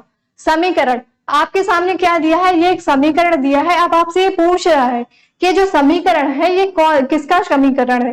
पहला दिया संयोजन अभिक्रिया, दूसरा वियोजन अभिक्रिया, तीसरा अवक्षेपण अभिक्रिया, अवक्षेप अभिक्रिया, और चौथा आपका दिया है उदासीनीकरण अभिक्रिया। तो यहाँ पे क्या है, आपका हाइड्रोजन है और आपका ऑक्सीजन है। ये हाइड्रोजन और ऑक्सीजन जब आपस में अभिक्रिया करते हैं तो ये क्या बनाते हैं, H2O बनाते हैं। यानी कि यहाँ 2 पदार्थ हैं, ठीक है। क्या है, यहाँ पे 2 पदार्थ हैं। 2 पदार्थ जब आपस में मिल रहे हैं तो ये सिर्फ केवल एक ही पदार्थ का निर्माण कर रहे हैं। और ये हमने कौन सी अभिक्रिया में पढ़ा था, हमने पढ़ा था संयोजन अभिक्रिया में। यानी कि यहाँ पे क्या हो रहा है, संयोजन हो रहा है, ठीक है। किसका हो रहा है, हाइड्रोजन और ऑक्सीजन का संयोजन हो रहा है, ठीक है। संयोजन करके क्या बना लेते हैं, H2O, यानी कि जल बना लेते हैं। इसलिए राइट आंसर इसका क्या हो जाएगा, A नंबर हो जाएगा। आगे बढ़ते हैं। अगला क्वेश्चन आपके सामने दिया है, आपके स्क्रीन पे दिया हुआ है। ये क्वेश्चन जो होगा, ठीक है, वो होगा अगर कोई भी इसका सही आंसर देता है तो उसको एक टॉफी मिलेगी, ठीक है। क्या मिलेगी, एक टॉफी मिलेगी। अगर तुम लोग सही आंसर नहीं देती हो तो आपकी जो एक टॉफी थी वो कट जाएगी, ठीक है। तो चलो इसका आंसर बताओ मुझे। साग सब्जियों को विघटित होकर कंपोस्ट बनना किस अभिक्रिया का उदाहरण है। जो साग सब्जियां होती हैं, ठीक है, साग सब्जियां मतलब सब्जियां जो हो गई, वेजिटेबल्स जो हो गई, उनका विघटित होकर कंपोस्ट बनना किस अभिक्रिया का उदाहरण होता है। जब साग सब्जियां हैं, जब वो सड़ गल जाती हैं तो उससे क्या होती है, उससे ऊष्मा निकलती है। जैसे मान लो आपके घर में सब्जी रखी हुई है, कई दिन तक वो रखी हुई है, आपने उसको देखा ही नहीं, फिर आप 3-4 दिन बाद देख रहे हो, है ना, तो जब आप उसको टच करोगे तो उसमें थोड़ा थोड़ा ना आपको गरम गरम सा लगेगा। यानी कि उसमें क्या होती है, उसमें से ऊष्मा उत्सर्जित होती है, निकलती है। तो ऊष्मा जिसमें निकलती है उसको हम लोग क्या बोलते हैं, उसको हम लोग बोलते हैं ऊष्मा क्षेपी अभिक्रिया, ठीक है। क्या बोलते हैं, उसको हम लोग बोलते हैं ऊष्मा क्षेपी अभिक्रिया, यानी कि हमारा राइट आंसर बी नंबर हो जाएगा। ऊष्मा क्षेपी में हमने यही तो पढ़ा था, है ना, कि जो उत्पाद होता है उसके साथ साथ ऊष्मा का भी उत्सर्जन होता है। तो साग सब्जियां जब विघटित होती है यानी कि खराब होती हैं, तो उसमें से क्या होती है, ऊष्मा निकलती है। ठीक है, क्या निकलती है, ऊष्मा निकलती है। इसलिए ये किस अभिक्रिया का उदाहरण होगा, आपकी ऊष्मा क्षेपी अभिक्रिया का उदाहरण होगा। ठीक है, चलो आगे बढ़ते हैं। आगे हमारी जो दूसरी अभिक्रिया है, ठीक है, कौन सी अभिक्रिया है, दूसरी अभिक्रिया जो है वो है आपकी वियोजन अभिक्रिया। ठीक है, क्या है, वियोजन अभिक्रिया। आप देखो इसके नाम से भी पता चल रहा है आपको, वियोजन अभिक्रिया। वियोजन का मतलब बताओ, तब तक तुम लोग बताओ मुझे वियोजन का मतलब क्या होता है। वह अभिक्रिया जिसमें एकल अभिकारक टूटकर दो या दो से अधिक उत्पाद का निर्माण करते हैं, वियोजन अभिक्रिया कहलाती है। क्या कह रहा है कि ऐसी अभिक्रिया है जिसमें जो अभिकारक जो है, ठीक है, एकल अभिकारक है, यानी कि एक ही अभिकारक है और वो टूट करके दो या दो से अधिक टूट करके क्या करता है, दो या दो से अधिक उत्पाद का निर्माण करता है, तो उसे हम लोग क्या कहते हैं, उसे हम लोग वियोजन अभिक्रिया कहते हैं। जैसे एग्जाम्पल में हमारा हो गया फेरस सल्फेट हो गया। ठीक है, क्या हुआ, हमारा फेरस सल्फेट हो गया, यानी कि FeSO4 हो गया। और ये जो FeSO4 है ये क्या होता है, इसका वियोजन होता है। ठीक है, इसका क्या होता है, इसका वियोजन होता है, यानी कि ये एकल अभिकारक है, ये टूटता है, किसमें टूटता है, दो या दो से अधिक अभिकारक में टूट रहा है। कैसे टूट रहा है, देखो फेरस सल्फेट था, एकल अभिकारक था। फेरस सल्फेट ये क्या होता है, जब टूटता है तो ये फेरिक ऑक्साइड बनाता है। ठीक है, क्या बनाता है, फेरिक ऑक्साइड प्लस SO2 बनाता है। ठीक है, क्या बनाता है, SO2 बनाता है और साथ ही साथ SO3 भी बनाता है। ठीक है, क्या बनाता है, साथ ही साथ SO3 भी बनाता है। यानी कि एकल अभिकारक है और एकल अभिकारक जो है वो दो या दो से अधिक उत्पाद में टूटता है। तो यहाँ पे क्या हो रहा है, यहाँ पे आपकी वियोजन अभिक्रिया हो रही है। ठीक है, क्या हो रही है, आपकी वियोजन अभिक्रिया हो रही है। क्यों, क्योंकि भाई ये जो हमारा फेरस सल्फेट है इसका क्या हो रहा है, इसका वियोजन हो रहा है, ये टूटता है, दो या दो से अधिक उत्पाद में टूट रहा है। चलिए अगली आपकी अभिक्रिया क्या है, अगली अभिक्रिया नहीं है, अगली अभिक्रिया मतलब जो हमने पीछे पढ़ा है उसी अभिक्रिया के यहाँ पे प्रकार दिए हुए हैं। यानी कि वियोजन अभिक्रिया जो होती है उसके प्रकार यहाँ पे हमें पढ़ने हैं। वियोजन अभिक्रिया जो होती है वो मेनली 3 टाइप्स की होती है, यानी कि 3 प्रकार उसके होते हैं। पहला आपका होता है ऊष्मीय वियोजन, दूसरा आपका होता है विद्युत वियोजन, तीसरा आपका होता है प्रकाशीय वियोजन। ठीक है, क्या होता है, तीसरा आपका होता है प्रकाशीय वियोजन। अब इन तीनों को अपन लोग थोड़ा थोड़ा देख लेते हैं। पहले तो नाम से ही पता चल रहा है, ऊष्मीय वियोजन यानी कि जब मतलब वियोजन जो टूटती है अभिक्रिया, यानी कि जो उत्पाद वो अभिकारक टूटते हैं, जब वो ऊष्मा के द्वारा टूटते हैं तो वो ऊष्मीय वियोजन हो जाएंगे। विद्युत के द्वारा वियोजन हो रहा है तो उसको हम लोग विद्युत वियोजन बोल देंगे। प्रकाश के द्वारा हो रहा है तो उसको हम लोग प्रकाशीय वियोजन बोल देंगे। तो सबसे पहले हम लोग देखते हैं, किसको देखते हैं, ऊष्मीय वियोजन को। ठीक है, किसको देखते हैं, ऊष्मीय वियोजन को। तो ऊष्मीय वियोजन क्या होता है, तो जब किसी पदार्थ का वियोजन, ठीक है, जब किसी पदार्थ का वियोजन की अभिक्रिया ऊष्मा देने पर होती है तो उसे ऊष्मीय वियोजन कहते हैं। ठीक है, क्या कहते हैं कि अगर कोई ऐसी अभिक्रिया है, यानी कि जो वियोजन अभिक्रिया है अगर वो ऊष्मा देने पर हो रही है, ठीक है, क्या है, ऊष्मा देने पर हो रही है, तो उसको हम लोग क्या बोलेंगे, उसको हम लोग बोलते हैं ऊष्मीय वियोजन अभिक्रिया। यानी कि कोई पदार्थ है उसको वियोजित करने के लिए, उसको तोड़ने के लिए हमें ऊष्मा की जरूरत पड़ रही है, तो वो क्या होगा, वो हमारा ऊष्मीय वियोजन हो जाएगा। जैसे हमारा हुआ CaCO3 यानी कि कैल्शियम कार्बोनेट हुआ। अब इसको तोड़ने के लिए हमें ऊष्मा की जरूरत पड़ेगी। ठीक है, क्या होगी, इसको तोड़ने के लिए यानी कि वियोजित करने के लिए हमें किसकी जरूरत होगी, ऊष्मा की जरूरत होगी। जब हम इसको ऊष्मा देंगे यानी कि कैल्शियम कार्बोनेट को ऊष्मा देते हैं तो ये क्या बनाता है, CaO यानी कि कैल्शियम ऑक्साइड बनाता है, साथ ही साथ कार्बन डाइऑक्साइड गैस भी बनाता है। ठीक है, तो ये क्या हुआ, ये हमारा हुआ ऊष्मीय वियोजन। क्यों, क्योंकि पदार्थ को यानी कि जो अभिकारक है उसको तोड़ने के लिए हमें किसकी आवश्यकता पड़ रही है, ऊष्मा की आवश्यकता पड़ रही है, इसलिए हम इसको ऊष्मीय वियोजन कहेंगे। फिर सेकंड नंबर आपका दिया है विद्युत वियोजन। ठीक है, क्या दिया हुआ है, विद्युत वियोजन। आप देखो ये विद्युत वियोजन क्या होता है कि वह जब रासायनिक अभिक्रिया में यौगिक को विद्युत द्वारा वियोजित कराया जाता है तो उसे विद्युत वियोजन अभिक्रिया कहते हैं। ठीक है, क्या कहते हैं, उसे हम लोग विद्युत वियोजन अभिक्रिया कहते हैं। ये जो रासायनिक अभिक्रिया है इसके जो यौगिक हैं, ठीक है, इसके क्या है, इसके यौगिक जो है उनको तोड़ने के लिए, उनको वियोजित करने के लिए जब हमें विद्युत की आवश्यकता होगी, यानी कि हम उसको किसके द्वारा तोड़ रहे हैं, विद्युत के द्वारा वियोजित कर रहे हैं, तो हम उसे क्या कहेंगे, विद्युत वियोजन अभिक्रिया कहेंगे।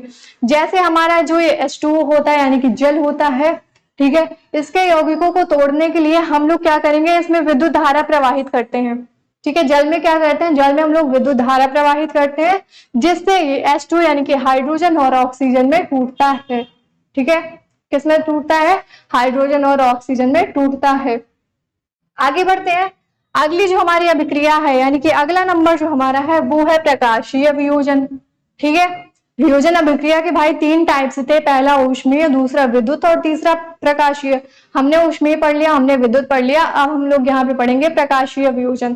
तो जब वियोजन अभिक्रिया सूर्य के प्रकाश की उपस्थिति में होती है तो उसे प्रकाशीय वियोजन अभिक्रिया कहते हैं, ठीक है। क्या कह रहा है कि जो अभिक्रिया है वो किसके द्वारा हो रही है, वो प्रकाश के द्वारा हो रही है, तो उसको हम लोग क्या बोलेंगे, उसको हम लोग प्रकाशीय वियोजन अभिक्रिया बोलेंगे। सूर्य के प्रकाश की उपस्थिति में हो रही है तो हम उसको क्या बोलते हैं, उसको हम लोग प्रकाशीय वियोजन अभिक्रिया बोलते हैं। जैसे एग्जांपल में आपका दिया है AgCl, यानी कि क्या दिया, सिल्वर क्लोराइड दिया है। सिल्वर क्लोराइड को हम लोग क्या करेंगे, सूर्य का प्रकाश देंगे, ठीक है, क्या करेंगे, इसमें लाइट देंगे, तो ये किसमें टूटता है, ये आपका टूटता है Ag यानी कि सिल्वर में, और क्लोरीन में टूटता है, ठीक है। जो हमारा जो AgCl2 होता है यानी कि सिल्वर क्लोराइड जो हमारा होता है, जब हम इसको प्रकाश देते हैं यानी कि लाइट देते हैं तो ये क्या होता है, ये सिल्वर में और ये क्लोरीन में टूटता है। तो इसलिए यहाँ पे क्या हो रहा है, यहाँ पे प्रकाशीय वियोजन हो रहा है, ठीक है। क्या हो रहा है, प्रकाशीय वियोजन होता है। इसी तरह दूसरे अगर एग्जाम्पल की बात करें तो हमारे पास दिया हुआ है सिल्वर ब्रोमाइड, ठीक है। क्या दिया है, सिल्वर ब्रोमाइड। इसको भी जब हम लोग प्रकाशीय, अगर हम लोग इसको प्रकाश देकर वियोजित कर रहे हैं तो ये किसमें टूटता है, ये आपका Ag में यानी कि सिल्वर में, और आपके ब्रोमीन में, ठीक है, किसमें, ब्रोमीन में टूटता है। तो ये था हमारा, क्या था, हमारा था प्रकाशीय वियोजन। अब अगला फिर से एक टॉफी का क्वेश्चन आपके सामने दिया हुआ है, जो कोई बताएगा उसको एक टॉफी मिलेगी, ठीक है, राइट आंसर जो देगा। समीकरण आपके सामने ये समीकरण दिया हुआ है, ठीक है, और ये आपसे पूछ रहा है कि जो समीकरण है ये किस प्रकार का समीकरण है। पहला दिया वियोजन, दूसरा संयोजन, तीसरा उभयगामी और चौथा आपका प्रतिस्थापन। यहाँ पे आपको बताना है कि जो समीकरण आपके सामने दिया हुआ है ये किस अभिक्रिया का समीकरण दिया हुआ है। एक बार देखते हैं कि हमारे पास क्या दिया है, CaCO3 दिया है, यानी कि कैल्शियम कार्बोनेट दिया है। ये एकल अभिकारक है, ठीक है, क्या है, एकल अभिकारक है। और ये एकल अभिकारक क्या हो रहा है, 2 या 2 से अधिक उत्पाद में टूट रहा है। क्या हो रहा है, 2 या 2 से अधिक पदार्थ में टूट रहा है, यानी कि वियोजित हो रहा है। तो ये क्या होगा, ये हमारी वियोजन अभिक्रिया की समीकरण दी हुई है। यहाँ पे क्या दी हुई है, वियोजन अभिक्रिया का जो समीकरण है ये दिया हुआ है, ठीक है। यानी कि ये समीकरण किसका है, वियोजन अभिक्रिया का है। क्यों, क्योंकि इसमें एक एकल अभिकारक जो है वो किस में टूट रहा है, 2 या 2 से अधिक उत्पाद में टूट रहा है, यानी कि वियोजित हो रहा है, ठीक है। चलो अब अगला क्वेश्चन आपके सामने दिया हुआ है। अगला क्वेश्चन क्या दिया है, ऊष्मा के द्वारा, ठीक है, क्या दिया है कि ऊष्मा के द्वारा की गई वियोजन अभिक्रिया को कहते हैं। इतना इजी सा क्वेश्चन है। अब आप लोग मुझे बताओ, आप लोग बताओ मुझे, जल्दी से बताओ इसका राइट आंसर क्या होगा, बताओ भाई बताओ। ऊष्मा के द्वारा जो वियोजन होता है उसको हम लोग क्या बोलते हैं, उसको हम लोग बोलते हैं ऊष्मीय वियोजन, यानी कि राइट आंसर इसका B नंबर आपका हो जाएगा, ठीक है। चलो अब आगे बढ़ते हैं। अब आपके सामने देखो एक श्रेणी दी हुई है, ठीक है, क्या दी हुई है, श्रेणी दी हुई है। आप लोग इसको एक बार थोड़ा सा ध्यान से, ठीक है, पढ़ लो, देख लो, तब तक मैं पानी पी देती हूँ, ठीक है। जल्दी से देखो इसको,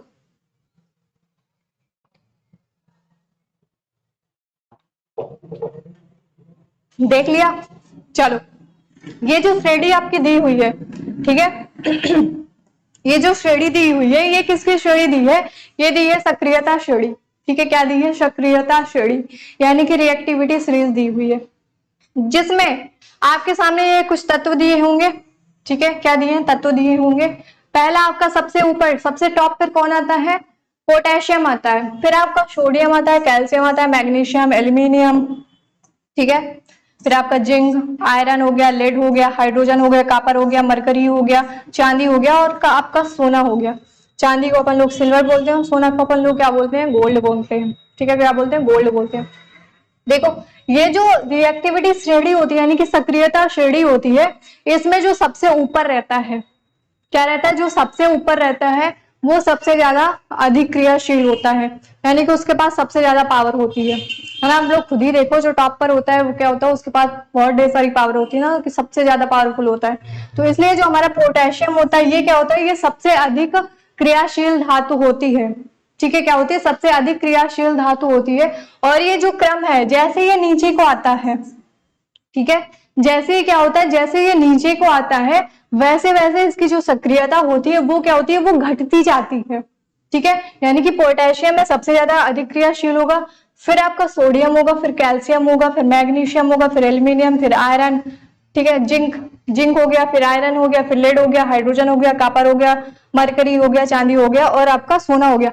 यानी कि अगर आपसे मैं पूछूं कि इनमें से सबसे कम अधिक मतलब सबसे कम क्रियाशील धातु कौन सी है, तो आप लोग क्या बताएंगे, वो है आपकी सोना। ठीक है, वो क्या है, वो है आपकी सोना। और जो सबसे अधिक क्रियाशील धातु है वो कौन सी होती है, वो आपकी पोटेशियम होती है। तो ये जो श्रेणी है ये आपको याद होनी चाहिए, क्योंकि आगे वाली जो हमारी अभिक्रिया आती है, रासायनिक अभिक्रिया जो हमारी आगे वाली आती है, वहां पे काम देता है। तो इसलिए जल्दी से इसको याद कर लो। चलो, अगली जो हमारी अभिक्रिया है वो है विस्थापन या प्रतिस्थापन अभिक्रिया। ठीक है, जो विस्थापन अभिक्रिया होती है उसको हम लोग प्रतिस्थापन अभिक्रिया के नाम से भी जानते हैं। ठीक है, अगर एग्जाम में आ जाए विस्थापन अभिक्रिया, ठीक है, क्या आ रहा है, विस्थापन अभिक्रिया, तो आपको लिख के आना है। अगर वहीं पे प्रतिस्थापन आ रहा है तो वो भी आपको याद रखना है कि ये भी क्या होती है, ये विस्थापन अभिक्रिया ही होती है।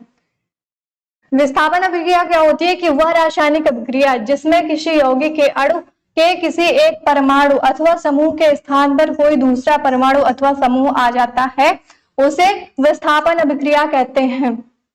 अभी मैंने आपको सक्रियता श्रेणी क्यों याद करवाई थी, क्योंकि यहाँ पे वो काम देगी। क्यों काम देगी, ये क्या कह रहा है कि जो रासायनिक अभिक्रिया है, ठीक है, उसमें जो यौगिक है, ठीक है, यौगिक के अणु या किसी एक परमाणु, यौगिक का जो अणु है या फिर किसी परमाणु, या फिर जो उसका परमाणु एक परमाणु है, या फिर उसका जो समूह है, उसके स्थान पर क्या होता है, उसके स्थान पर दूसरा समूह या ठीक है परमाणु आता है, तो हम उसको क्या कहते हैं, तो उसको हम लोग विस्थापन अभिक्रिया कहते हैं। जैसे आपके सामने आयरन दिया हुआ है, प्लस आपके सामने दिया हुआ है कॉपर सल्फेट। क्या दिया हुआ है, आयरन और कॉपर सल्फेट। अब देखो ये जो आयरन है, आयरन को पहले छोड़ो, पहले हम लोग कॉपर सल्फेट की बात करते हैं। किसकी बात करते हैं, कॉपर सल्फेट की बात करते हैं। अब ये जो कॉपर सल्फेट है ना, ये दोनों बहुत ही पक्के दोस्त होते हैं ना, घनिष्ठ मित्र होते हैं, ठीक है, बेस्ट फ्रेंड होते हैं। ये लोग सोचते हैं ना कि हम दोनों की जो दोस्ती है ना वो कभी नहीं टूटेगी, है ना, हम दोनों हमेशा साथ में रहेंगे। और इन दोनों की बातें जो है ये एफी सुन रहा होता है। ठीक है, कौन, आपका एफी जो है, जो आयरन है, वो सुन रहा होता है। ये फिर सोचता है कि बेटा रुक, मैं तुझे बताता हूँ कि कैसे तुम्हारी दोस्ती नहीं टूटती है। ठीक है, कैसे तुम्हारी दोस्ती नहीं टूटती है, मैं बताता हूँ तुम्हें।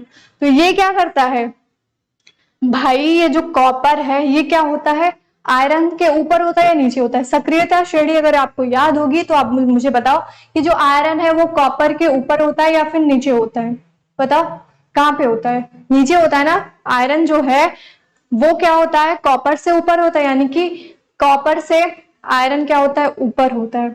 ठीक है, यानी कि आयरन जो है वो आपका क्या होगा, वो अधिक क्रियाशील होगा। अधिक क्रियाशील होगा तो क्या करेगा, अपने मतलब इसमें जो कम क्रियाशील होगा उसको क्या करता है, उसको मार के फेंक देता है और उसकी जगह ले लेता है। यहीं भी ये कह भी रहा है ना कि किसी यौगिक के परमाणु, किसी यौगिक के अणु के किसी एक परमाणु अथवा समूह के स्थान पे कोई दूसरा समूह या परमाणु आ जाता है ना। तो ये जो कॉपर है, ठीक है, कॉपर को क्या कर देता है, वो विस्थापित कर देता है। क्या कर देता है, कौन, आयरन आपका है। क्यों, क्योंकि आयरन जो है वो सक्रियता श्रेणी में ऊपर होता है, यानी कि कॉपर से ऊपर होता है, इसलिए वो ज्यादा क्रियाशील होता है। तो ये क्या करता है, ये कॉपर को विस्थापित कर देता है। ये देखो यहाँ पे अलग करती है ना। पहले इन दोनों को बहुत ज्यादा घमंड था कि हमारी फ्रेंडशिप कभी नहीं टूटेगी। आयरन कहता रुक बेटा मैं तुझे बताता हूँ, तो ये क्या कर दिया, इसने इसको विस्थापित कर दिया और खुद जाकर क्या करता है, सल्फेट के साथ फ्रेंडशिप कर लेता है। क्या कर लेता है, सल्फेट के साथ फ्रेंडशिप कर लेता है। क्या बनाता है, FeSO4 यानी कि आयरन सल्फेट बना लेता है। इसी तरह दूसरे एग्जांपल में भी आपका दिया है, जेडेन आपका दिया है और कॉपर सल्फेट दिया है। ठीक है, फिर ये कॉपर क्या कहता है कि हम दोनों की दोस्ती बहुत अच्छी है, हम दोनों कभी नहीं अलग होंगे।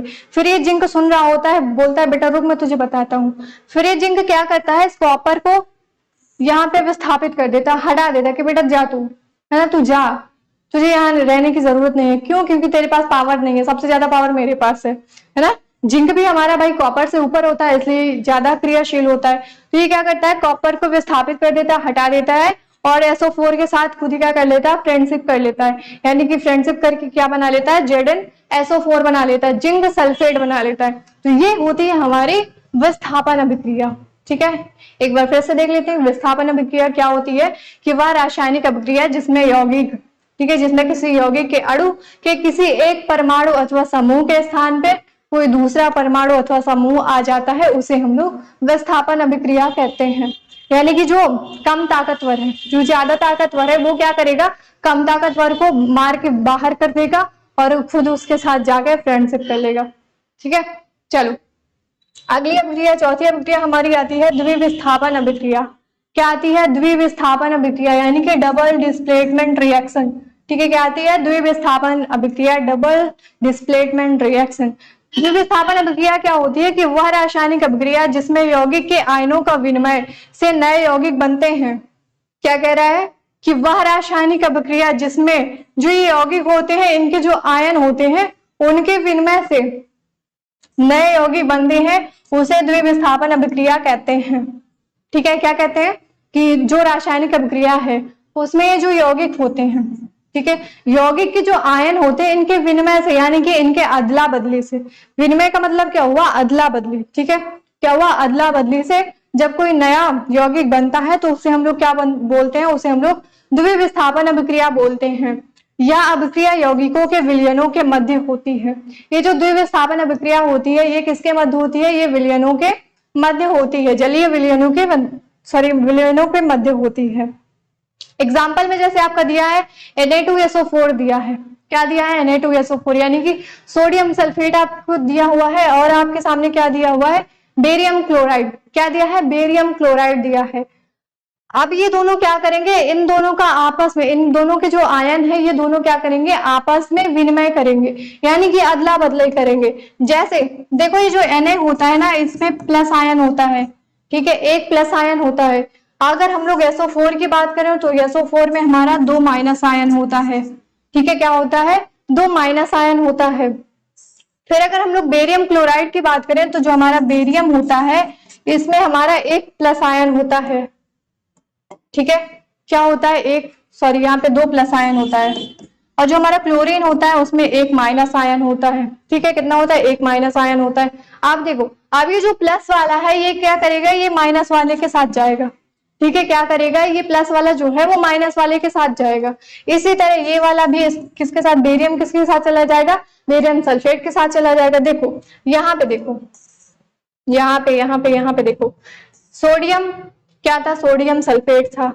ठीक है, बोलो ठीक है, था, सोडियम सल्फेट था, और हमारे पास बेरियम क्लोराइड था। अब इन दोनों का अदला बदली होगा, आयनों का जो अदला बदली होगा। ठीक है, आयन जो है उनके बीच में क्या होगा, विनिमय, यानी कि अदला बदली होगा। तो ये जो सोडियम है, सोडियम प्लस आयन है, तो ये किसके साथ जाएगा, माइनस आयन के साथ जाएगा। माइनस आयन के साथ जाएगा तो ये क्या बना लेगा, NaCl बना लेगा। क्या बना लेगा, NaCl बना लेगा। यानी कि सोडियम क्लोराइड जब आपस में मिलेंगे तो वो नमक बना लेते हैं, यानी कि NaCl, सोडियम क्लोराइड बना लेते हैं। फिर हमारे पास बचता है बेरियम, और हमारे पास बचता है सल्फेट। तो ये बेरियम सल्फेट क्या बना लेगा, ये बेरियम और सल्फेट जो है ये आपस में अभिक्रिया करके, यानी कि आपस में आयनों का विनिमय करके, यानी कि अदला बदली करके क्या बना लेते हैं, ये बना लेते हैं बेरियम सल्फेट। ठीक है, क्या बना लेते हैं, बेरियम सल्फेट बना लेते हैं। इसी तरह का हम लोग अगला देखें, अगला जो हमारा एग्जाम्पल दिया हुआ है, अगला एग्जाम्पल क्या दिया हुआ है, NaOH, यानी कि सोडियम हाइड्रोक्साइड दिया हुआ है। सोडियम में आपके एक प्लस आयन होते हैं, हाइड्रोक्साइड में एक माइनस आयन होता है। तो ये जो सोडियम है, ये प्लस वाला, ये किसके साथ जाएगा, आपके माइनस वाले के साथ जाएगा। ठीक है, यानी जो प्लस वाला है वो माइनस वाले के साथ ही तो जाएगा ना, तो माइनस वाले के साथ जाके क्या बना लेता है, NaCl बना लेता है। फिर हमारा हाइड्रोजन बचता है और हमारा OH बचता है, यानी कि हाइड्रोक्साइड बचता है। ये दोनों आपस में अभिक्रिया करके क्या बना लेते हैं, जल बना लेते हैं। ठीक है, क्या बना लेते हैं, जल बना लेते हैं। तो द्विविस्थापन अभिक्रिया जो हमारी होती है वो क्या होती है, कि जो रासायनिक अभिक्रिया है उसके जो यौगिक हैं, ठीक है। यौगिक के जो आयन होते हैं वो क्या करते हैं, आपस में विनिमय करते हैं। ठीक है, आपस में क्या करते हैं, आपस में विनिमय करते हैं और नया यौगिक बना लेते हैं। इसी को हम लोग क्या बोलेंगे, इसी को हम लोग द्विविस्थापन अभिक्रिया बोलते हैं। आगे बढ़ते हैं, आगे आपका क्या दिया है, उपचयन अभिक्रिया। ठीक है, पांचवी जो आपकी रिएक्शन आती है वो कौन सी है, वो है आपकी उपचयन अभिक्रिया, जिसको हम लोग आक्सीकरण अभिक्रिया के नाम से भी जानते हैं और इंग्लिश में हम लोग इसको बोलते हैं ऑक्सीडेशन रिएक्शन।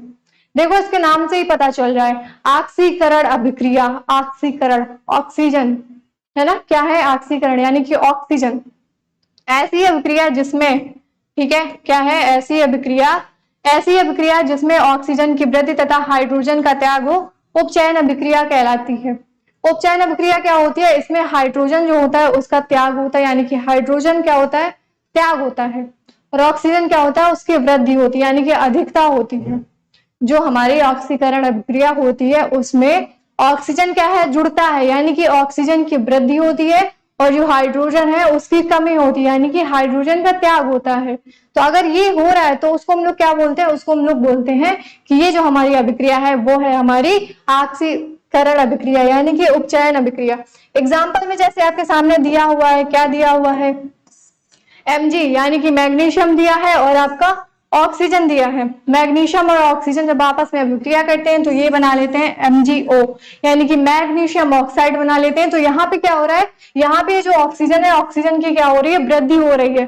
ठीक है, क्या हो रही है, ऑक्सीजन की वृद्धि हो रही है, इसलिए ये कौन सी रिएक्शन होगी, ये आपकी आक्सीकरण यानी कि उपचयन रिएक्शन होगी, उपचयन अभिक्रिया होगी। ठीक है, दूसरा एग्जाम्पल आपके सामने दिया है कि Cu, कॉपर है और ऑक्सीजन है, ये दोनों आपस में अभिक्रिया करके क्या बना लेते हैं, CuO यानी कि कॉपर ऑक्साइड बना लेते हैं। तो यहाँ पे भी क्या हो रहा है, यहाँ पे भी आपका जो ऑक्सीजन है उसकी क्या हो रही है, उसकी वृद्धि हो रही है, इसलिए ये वाली रिएक्शन भी क्या होगी, आपकी आक्सीकरण अभिक्रिया होगी। तो मुझे ऐसा लगता है कि आक्सीकरण अभिक्रिया आपको समझ आ गई होगी। अगर नहीं समझ आई है तो आप ऐसे भी समझ सकते हैं। आक्सीकरण जो अभिक्रिया होती है, ठीक है, आक्सीकरण में क्या होता है, जो आपका ऑक्सीजन है, ऑक्सीजन क्या होगा, बढ़ेगा। ठीक है, एक मिनट, ऑक्सीजन क्या होगा, ऑक्सीजन ऐड होगा, ऑक्सीजन की अधिकता होगी। ठीक है, ऑक्सीकरण में क्या होगा, ऑक्सीकरण में ऑक्सीजन की अधिकता होगी और आपके हाइड्रोजन की कमी होगी। आगे देखो, अगली जो हमारी अभिक्रिया है वो है अपचयन अभिक्रिया यानी कि रिडक्शन अभिक्रिया। अगर आपको एक अभिक्रिया याद होगी, या तो आपने अपचयन याद कर ली या फिर आपने उपचयन याद कर लिया, यानी कि आपने अगर आक्सीकरण याद कर लिया या फिर आपने अपचयन अभिक्रिया याद कर लिया तो ठीक है, एक अगर याद कर लोगे ना तो दोनों अभिक्रिया आपको याद हो जाएंगी, क्योंकि ये दोनों अभिक्रिया क्या है, एक दूसरे के अपोजिट है। ठीक है, जस्ट अपोजिट है। पहले जैसे देखो हमने अपचयन में पढ़ा था, ठीक है, क्या पढ़ा था हमने, ऑक्सीकरण अभिक्रिया में पढ़ा था। ऑक्सीकरण में क्या होता है कि ऑक्सीजन जो होता है उसका योग होता है यानी कि ऑक्सीजन की अधिकता होती है और हाइड्रोजन का त्याग होता है। ये जो हमारी अपचयन अभिक्रिया होती है यहाँ पे जस्ट इसका उल्टा होता है। अब उल्टा क्या होता है, देखो ये क्या हो गया भाई, हाँ देखो, जो हमारी अपचयन अभिक्रिया होती है वो उपचयन अभिक्रिया का जस्ट उल्टा होता है। कैसे होता है, ऐसी अभिक्रिया जिसमें हाइड्रोजन की वृद्धि तथा ऑक्सीजन का त्याग हो।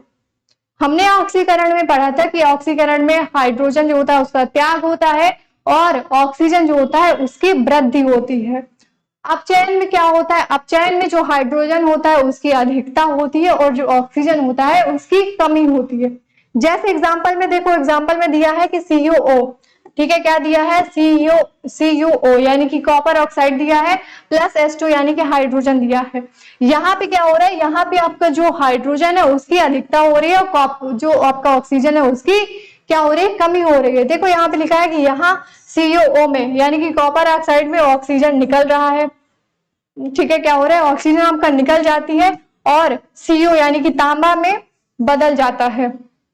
ये जो आपका कॉपर ऑक्साइड दिया है इससे क्या हो रही है, इससे ये जो ऑक्सीजन है ये निकल जा रही है और फिर आपका क्या बचता है, ये आपका सिर्फ Cu यानी कि कॉपर बचता है।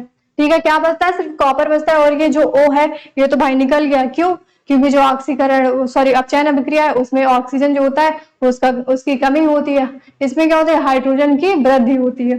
ठीक है, इसलिए यह अपचयन अभिक्रिया है। अगर इसमें क्या है, अगर इसमें हाइड्रोजन की अधिकता हो रही है और ऑक्सीजन की कमी हो रही है तो ये क्या है, ये आपकी अपचयन अभिक्रिया है। आगे बढ़ते हैं, आगे आपका क्या दिया हुआ, रेडॉक्स अभिक्रिया। ठीक है, अगली अभिक्रिया आपकी क्या है, अगली अभिक्रिया है आपकी रेडॉक्स अभिक्रिया। अगर आपने ऑक्सीकरण और आपने अपचयन अभिक्रिया पढ़ ली तो आपको रेडॉक्स अभिक्रिया भी आ जाएगी। क्यों, क्योंकि जो ऑक्सीकरण अभिक्रिया होती है और जो आपकी अपचयन अभिक्रिया होती है, जब ये अभिक्रिया दोनों साथ में होती है तो उसको हम लोग क्या बोलते हैं, उसको हम लोग रेडॉक्स अभिक्रिया बोलते हैं। ठीक है, क्या बोलते हैं, उसको हम लोग रेडॉक्स अभिक्रिया बोलते हैं। रेडॉक्स अभिक्रिया क्या होती है कि रेडॉक्स अभिक्रिया में जो अपचयन अभिक्रिया है और जो हमारी उपचयन अभिक्रिया है ये दोनों साथ साथ होती हैं। ठीक है, यही यहाँ पे देखो लिखा हुआ है कि जिन अभिक्रिया में ऑक्सीकरण में जिन अभिक्रिया में अपचयन तथा अपचयन अभिक्रिया साथ साथ होती है रेडॉक्स अभिक्रिया कहलाती है। यही चीज मैंने आपको बताई कि ऐसी जो अभिक्रिया है जिसमें अपचयन और उपचयन साथ साथ हो रही है तो उसे हम लोग क्या बोलेंगे, उसे हम लोग रेडॉक्स अभिक्रिया बोलेंगे। जैसे एग्जांपल में दिया हुआ है, क्या दिया हुआ है, कॉपर आपका दिया है प्लस आपका दिया है जल। ठीक है, क्या दिया है, प्लस जल दिया है, तो ये क्या बनाता है, ये कॉपर और H2O बना लेता है। ठीक है, यानी क्या हो रहा है यहाँ पे ऑक्सीकरण और अपचयन यानी कि उपचयन और अपचयन दोनों क्रियाएं अभिक्रियाएं क्या हो रही है, साथ साथ हो रही है। इसलिए ये कौन सी अभिक्रिया है, ये आपकी रेडॉक्स अभिक्रिया है। ठीक है, दूसरा एग्जांपल आपका ZNO दिया है, जिंक ऑक्साइड प्लस आपका कार्बन दिया है। ये दोनों जब आपस में अभिक्रिया करते हैं तो ये क्या बना लेते हैं, जिंक और क्या बना लेते हैं, CO बना लेते हैं। ठीक है, क्या बना लेते हैं, CO बना लेते हैं। तो यहाँ पे भी क्या हो रहा है, यहाँ पे भी आपकी अपचयन अभिक्रिया और उपचयन अभिक्रिया दोनों हो रही है। इसलिए ये अभिक्रिया जो दी हुई है ये कौन सी है, ये आपकी है रेडॉक्स अभिक्रिया। देखो एक एग्जांपल यहाँ पे समझते हैं, आपके सामने दिया है Fe यानी कि आयरन दिया है प्लस आपका O2 दिया है। ये दोनों आपस में क्रिया करके क्या बनाते हैं, Fe2O3 बनाते हैं। ठीक है, क्या बना लेते हैं, Fe2O3 बना लेते हैं। यहाँ पे देखो ये जो ऑक्सीजन है, ठीक है, जो ऑक्सीजन है इसका क्या हो रहा है, रिडक्शन हो रहा है। ठीक है, ऑक्सीजन का क्या हो रहा है, रिडक्शन हो रहा है। क्यों, क्योंकि ये Fe के साथ जाके कनेक्ट होता है। ठीक है, Fe के साथ क्या होता है, कनेक्ट होता है। और ये जो Fe है इसका क्या हो रहा है, इसका ऑक्सीडेशन हो रहा है यानी कि उपचयन हो रहा है। जो आयरन है उसका क्या हो रहा है, उसका उपचयन हो रहा है और ऑक्सीजन का क्या हो रहा है, रिडक्शन हो रहा है यानी कि अपचयन हो रहा है। इसी तरह यहाँ पे भी अगर हम लोग देखें तो यहाँ पे भी जो हमारा ये आयरन है इसका क्या हो रहा है, इसका हमारा रिडक्शन हो रहा है और जो हमारा ये CO है इसका क्या हो रहा है, इसका यहाँ पे ऑक्सीडेशन हो रहा है। इसलिए ये जो दोनों एग्जाम्पल है ये किसके हैं, ये आपके रेडॉक्स अभिक्रिया के हैं। किसके हैं, रेडॉक्स अभिक्रिया के हैं। क्यों, क्योंकि यहाँ पे अपचयन और उपचयन दोनों साथ साथ हो रहे हैं। आगे बढ़ते हैं, आगे हम लोग क्या पढ़ेंगे कि दैनिक जीवन में उपचयन अभिक्रियाओं का प्रभाव। ठीक है, क्या पढ़ेंगे, जो हमारा दैनिक जीवन होता है उसमें जो उपचयन अभिक्रिया होती है यानी कि ऑक्सीकरण जो अभिक्रिया होती है उसका क्या प्रभाव आता है। तो पहला क्या है आपका प्रभाव, वो है संक्षारण। पहला नंबर आपका क्या है, संक्षारण। आप सभी के घरों में लोहे की चीजें होती हैं। ठीक है, मान लो कील है, वो स्टार्टिंग में जब लेके आओगे तो वो क्या होगी, बढ़िया सुंदर सुंदर होगी, है ना, अच्छे से दिखेगी। लेकिन वही कील अगर जब आप लोग किसी नम जगह पे रख देते हो या फिर पानी वानी उसमें डाल देते हो तो उसमें क्या होता है, उसमें जंग लग जाता है। ठीक है, क्या होता है, उसमें जंग लग जाता है तो उसका क्या हो रहा है, संक्षारण हो जाता है। ठीक है, क्या हो जाता है, संक्षारण हो जाता है। यहाँ पे हम लोग देखते हैं कि संक्षारण क्या होता है, जब कोई धातु, ठीक है, जब कोई धातु ऑक्सीजन, आर्द्रता, अम्ल आदि के संपर्क में आती है जिससे धातु की ऊपरी परत कमजोर हो जाती है।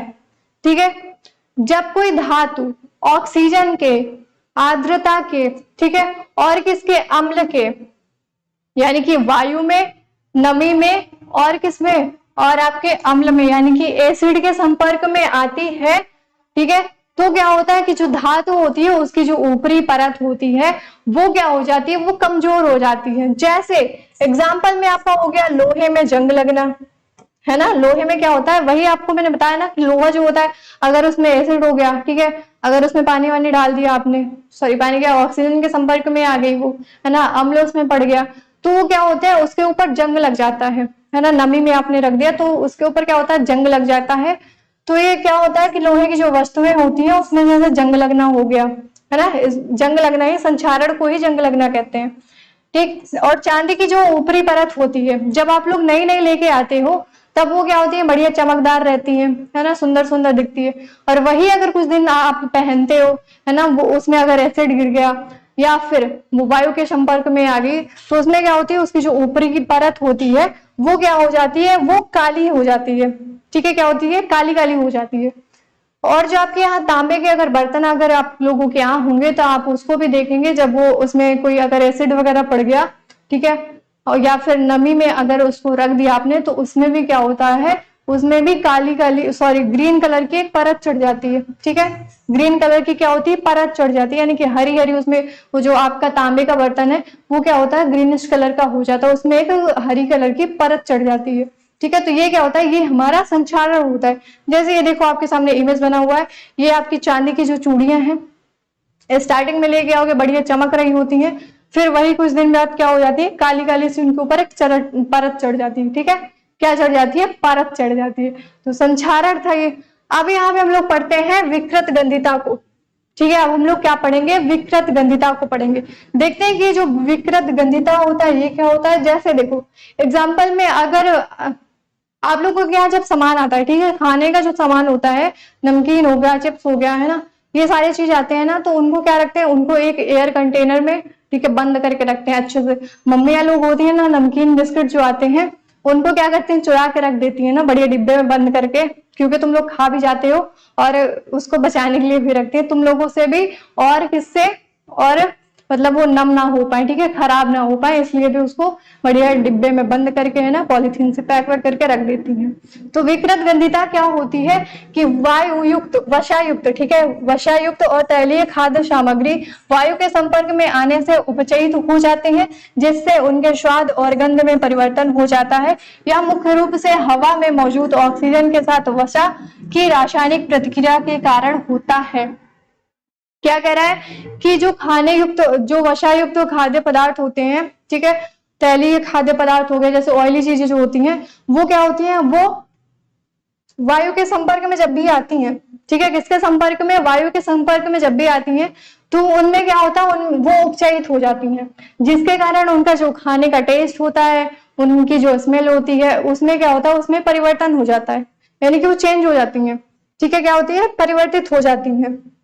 और ये मुख्य रूप से किसके कारण होता है, हवा में मौजूद जो ऑक्सीजन हो गया आपका, क्या हो गया, हवा में मौजूद जो आपकी ऑक्सीजन हो गया, उसके साथ क्या होता है कि वसा में रासायनिक अभिक्रिया हो जाती है, जिसके कारण ये सारी चीजें होती हैं। ठीक है, फिर वो नम हो जाएंगी, खाने में उनका जो टेस्ट होगा वो अच्छा नहीं लगेगा, है ना, उनका जो स्मेल होगा वो भी क्या होता है, चेंज हो जाता है।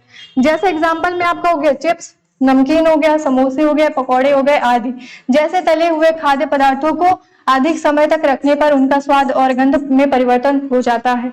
आप सभी लोग नमकीन खाते हो, चिप्स खाते हो, जब आप लोग चिप्स अभी जाना तुम लोग, ठीक है, अभी जाना दुकान से चिप्स लेकर आना, उसको थोड़ा सा खाना, बाकी ऐसे खुला छोड़ देना उसको, ठीक है, खुला छोड़ देना, फिर कुछ देर बाद 10 से 15 मिनट बाद देखना उसको खाना एक बार, ठीक है, फिर वो अच्छा लगेगा कि नहीं अच्छा लगेगा, खा के देना, फिर वो एकदम से मुलायम मुलायम सा हो जाएगा, ऐसे गंदा सा टेस्ट लगेगा उसका, है ना, क्यों, क्योंकि जो चिप्स होते हैं ना, खाने वाले जो चिप्स आते हैं ना, जिसको आप लोग बहुत ही प्यार से खाते हो, उसमें क्या भरा होता है, उसमें नाइट्रोजन गैस भरी होती है। ठीक है, क्या भरी होती है, नाइट्रोजन गैस भरी होती है, जिसके कारण वो बढ़िया कुरकुरे कुरकुरे से रहते हैं, और जब आप उसको खोल देते हैं तो वो क्या करता है, वो ऑक्सीजन के साथ क्रिया कर लेता है। ठीक है, क्रिया करके क्या होता है, नम हो जाता है, और उसका जो खाने का टेस्ट है, उसकी स्मेल है, वो भी क्या हो जाती है, वो भी चेंज हो जाती है। आगे आगे यहाँ पे हम लोग पढ़ेंगे विकृत गंधिता के कारण। हमने यहाँ पे पढ़ा कि विकृत गंधिता क्या होती है, अब हम लोग यहाँ पे पढ़ते हैं कि जो विकृत गंधिता होती है उसके कारण क्या होते हैं। पहला कारण आपका ऑक्सीजन होता है, दूसरा आपका प्रकाश होता है, और तीसरा आपका ताप होता है। ठीक है, क्या होता है, आपका ताप होता है। ऑक्सीजन को देखते हैं, पहला नंबर जो आपको ऑक्सीजन दिया है कि हवा में मौजूद ऑक्सीजन वसा अणुओं से प्रतिक्रिया करती है। ठीक है, जो आपकी हवा होती है, वायु होती है, वो क्या करती है, वो वसा, ठीक है, उसमें जो मौजूद ऑक्सीजन होती है वो वसा के अणुओं के साथ क्या करती है, प्रतिक्रिया कर लेती है। ठीक है, क्या कर लेती है, प्रतिक्रिया कर लेती है। सेकेंड नंबर आपका दिया है प्रकाश, क्या दिया है, प्रकाश दिया है। तो सूर्य का प्रकाश इस प्रक्रिया को तेज कर सकता है। जो सूर्य का प्रकाश होता है वो जो विकृत गंधिता की प्रक्रिया होती है उसको क्या करता है, उसको तेज कर सकता है। तीसरा आपका दिया है ताप। ताप में क्या दिया है कि उच्च तापमान संचारण को बढ़ावा देता है।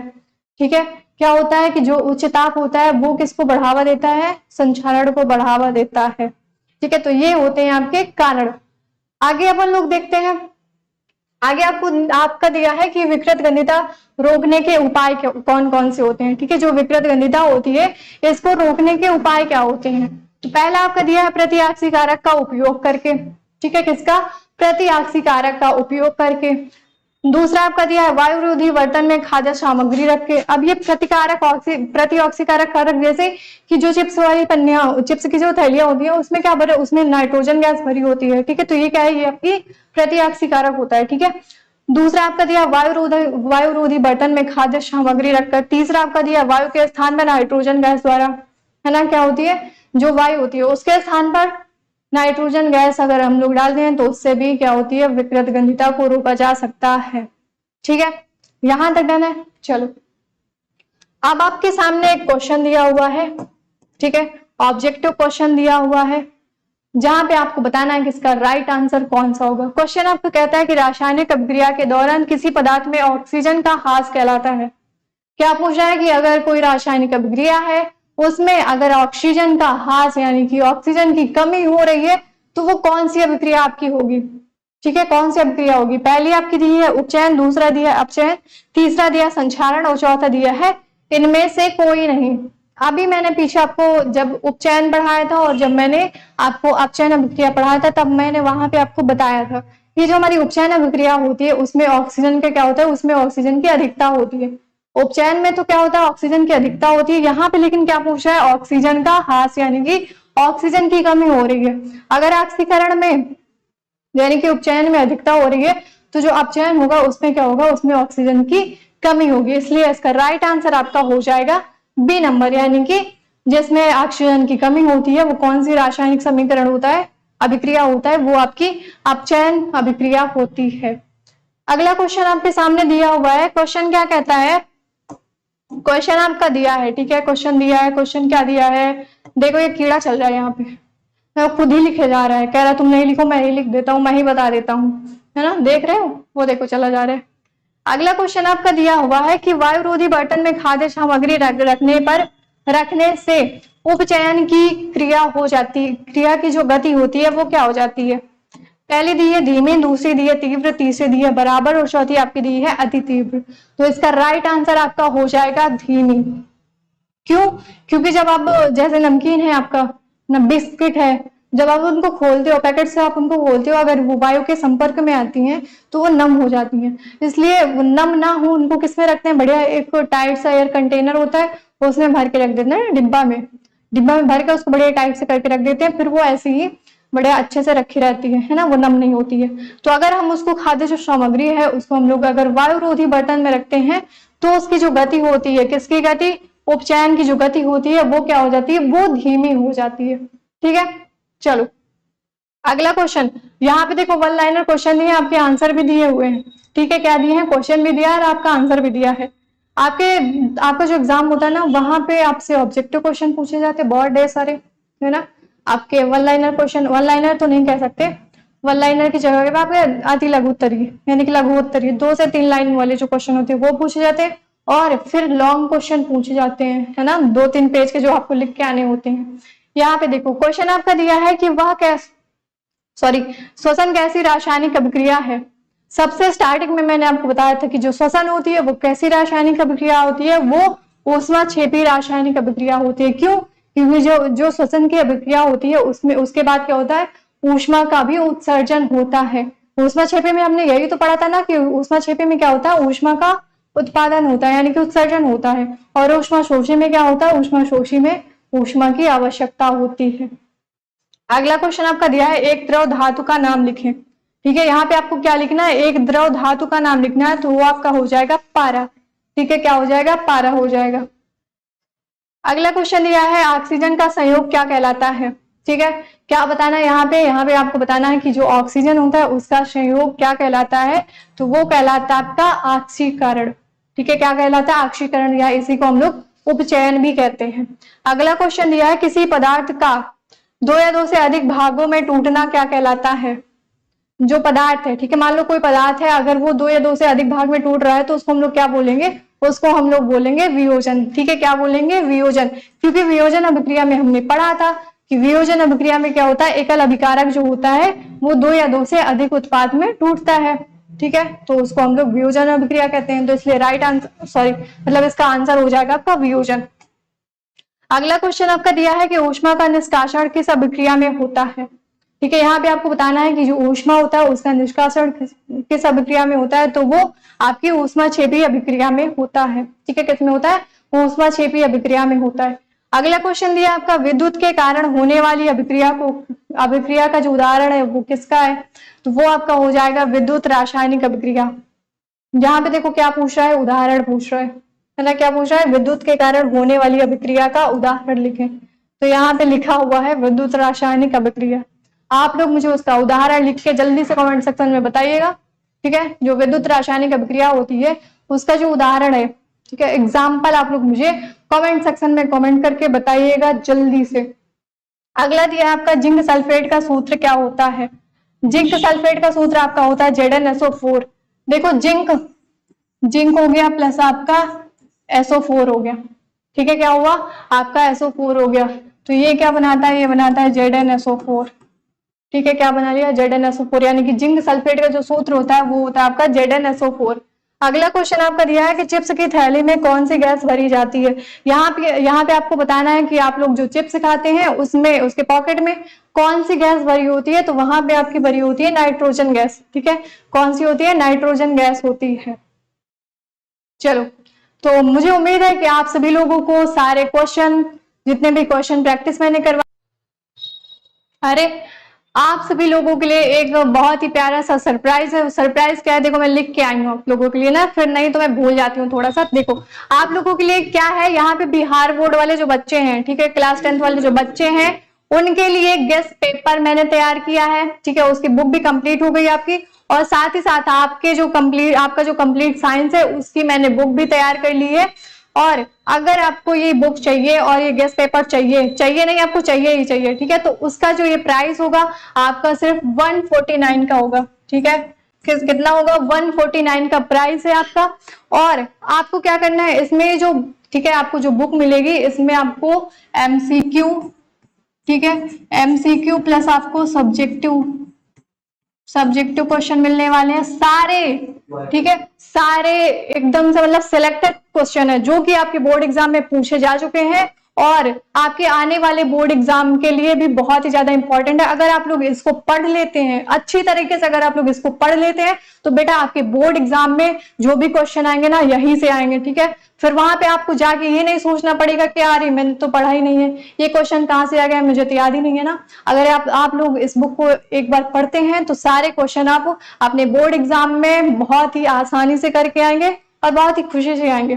ठीक है, अब इसके लिए आपको ये सब्जेक्टिव और MCQ की बुक के लिए आपको कांटेक्ट करना है। कहाँ पे करना है मैं बताती हूँ कहाँ पे करना है।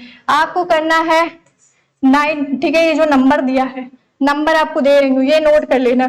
9455 आपका हो गया 7470, ठीक है, क्या हुआ 70 और आपका हुआ 53। एक बार फिर से बता देती हूँ, देखो नंबर गलत नहीं करना, ठीक है, नंबर जो है वो सही से नोट करना। 9455, ठीक है, 74 क्या हुआ 74 और 7053, ये हमारा कांटेक्ट नंबर है। यहाँ से आप कांटेक्ट कर सकते हैं और अपनी जो साइंस की बुक है, ठीक है, जिसमें MCQ और सब्जेक्टिव सारे सिलेक्टिव क्वेश्चन दिए हुए हैं, तो आप लोग यहाँ से कांटेक्ट करके अपनी बुक को ले सकते हैं। तो अब मिलते हैं अपनी अगली वीडियो में, तो तब तक के लिए wish all the best, thank you.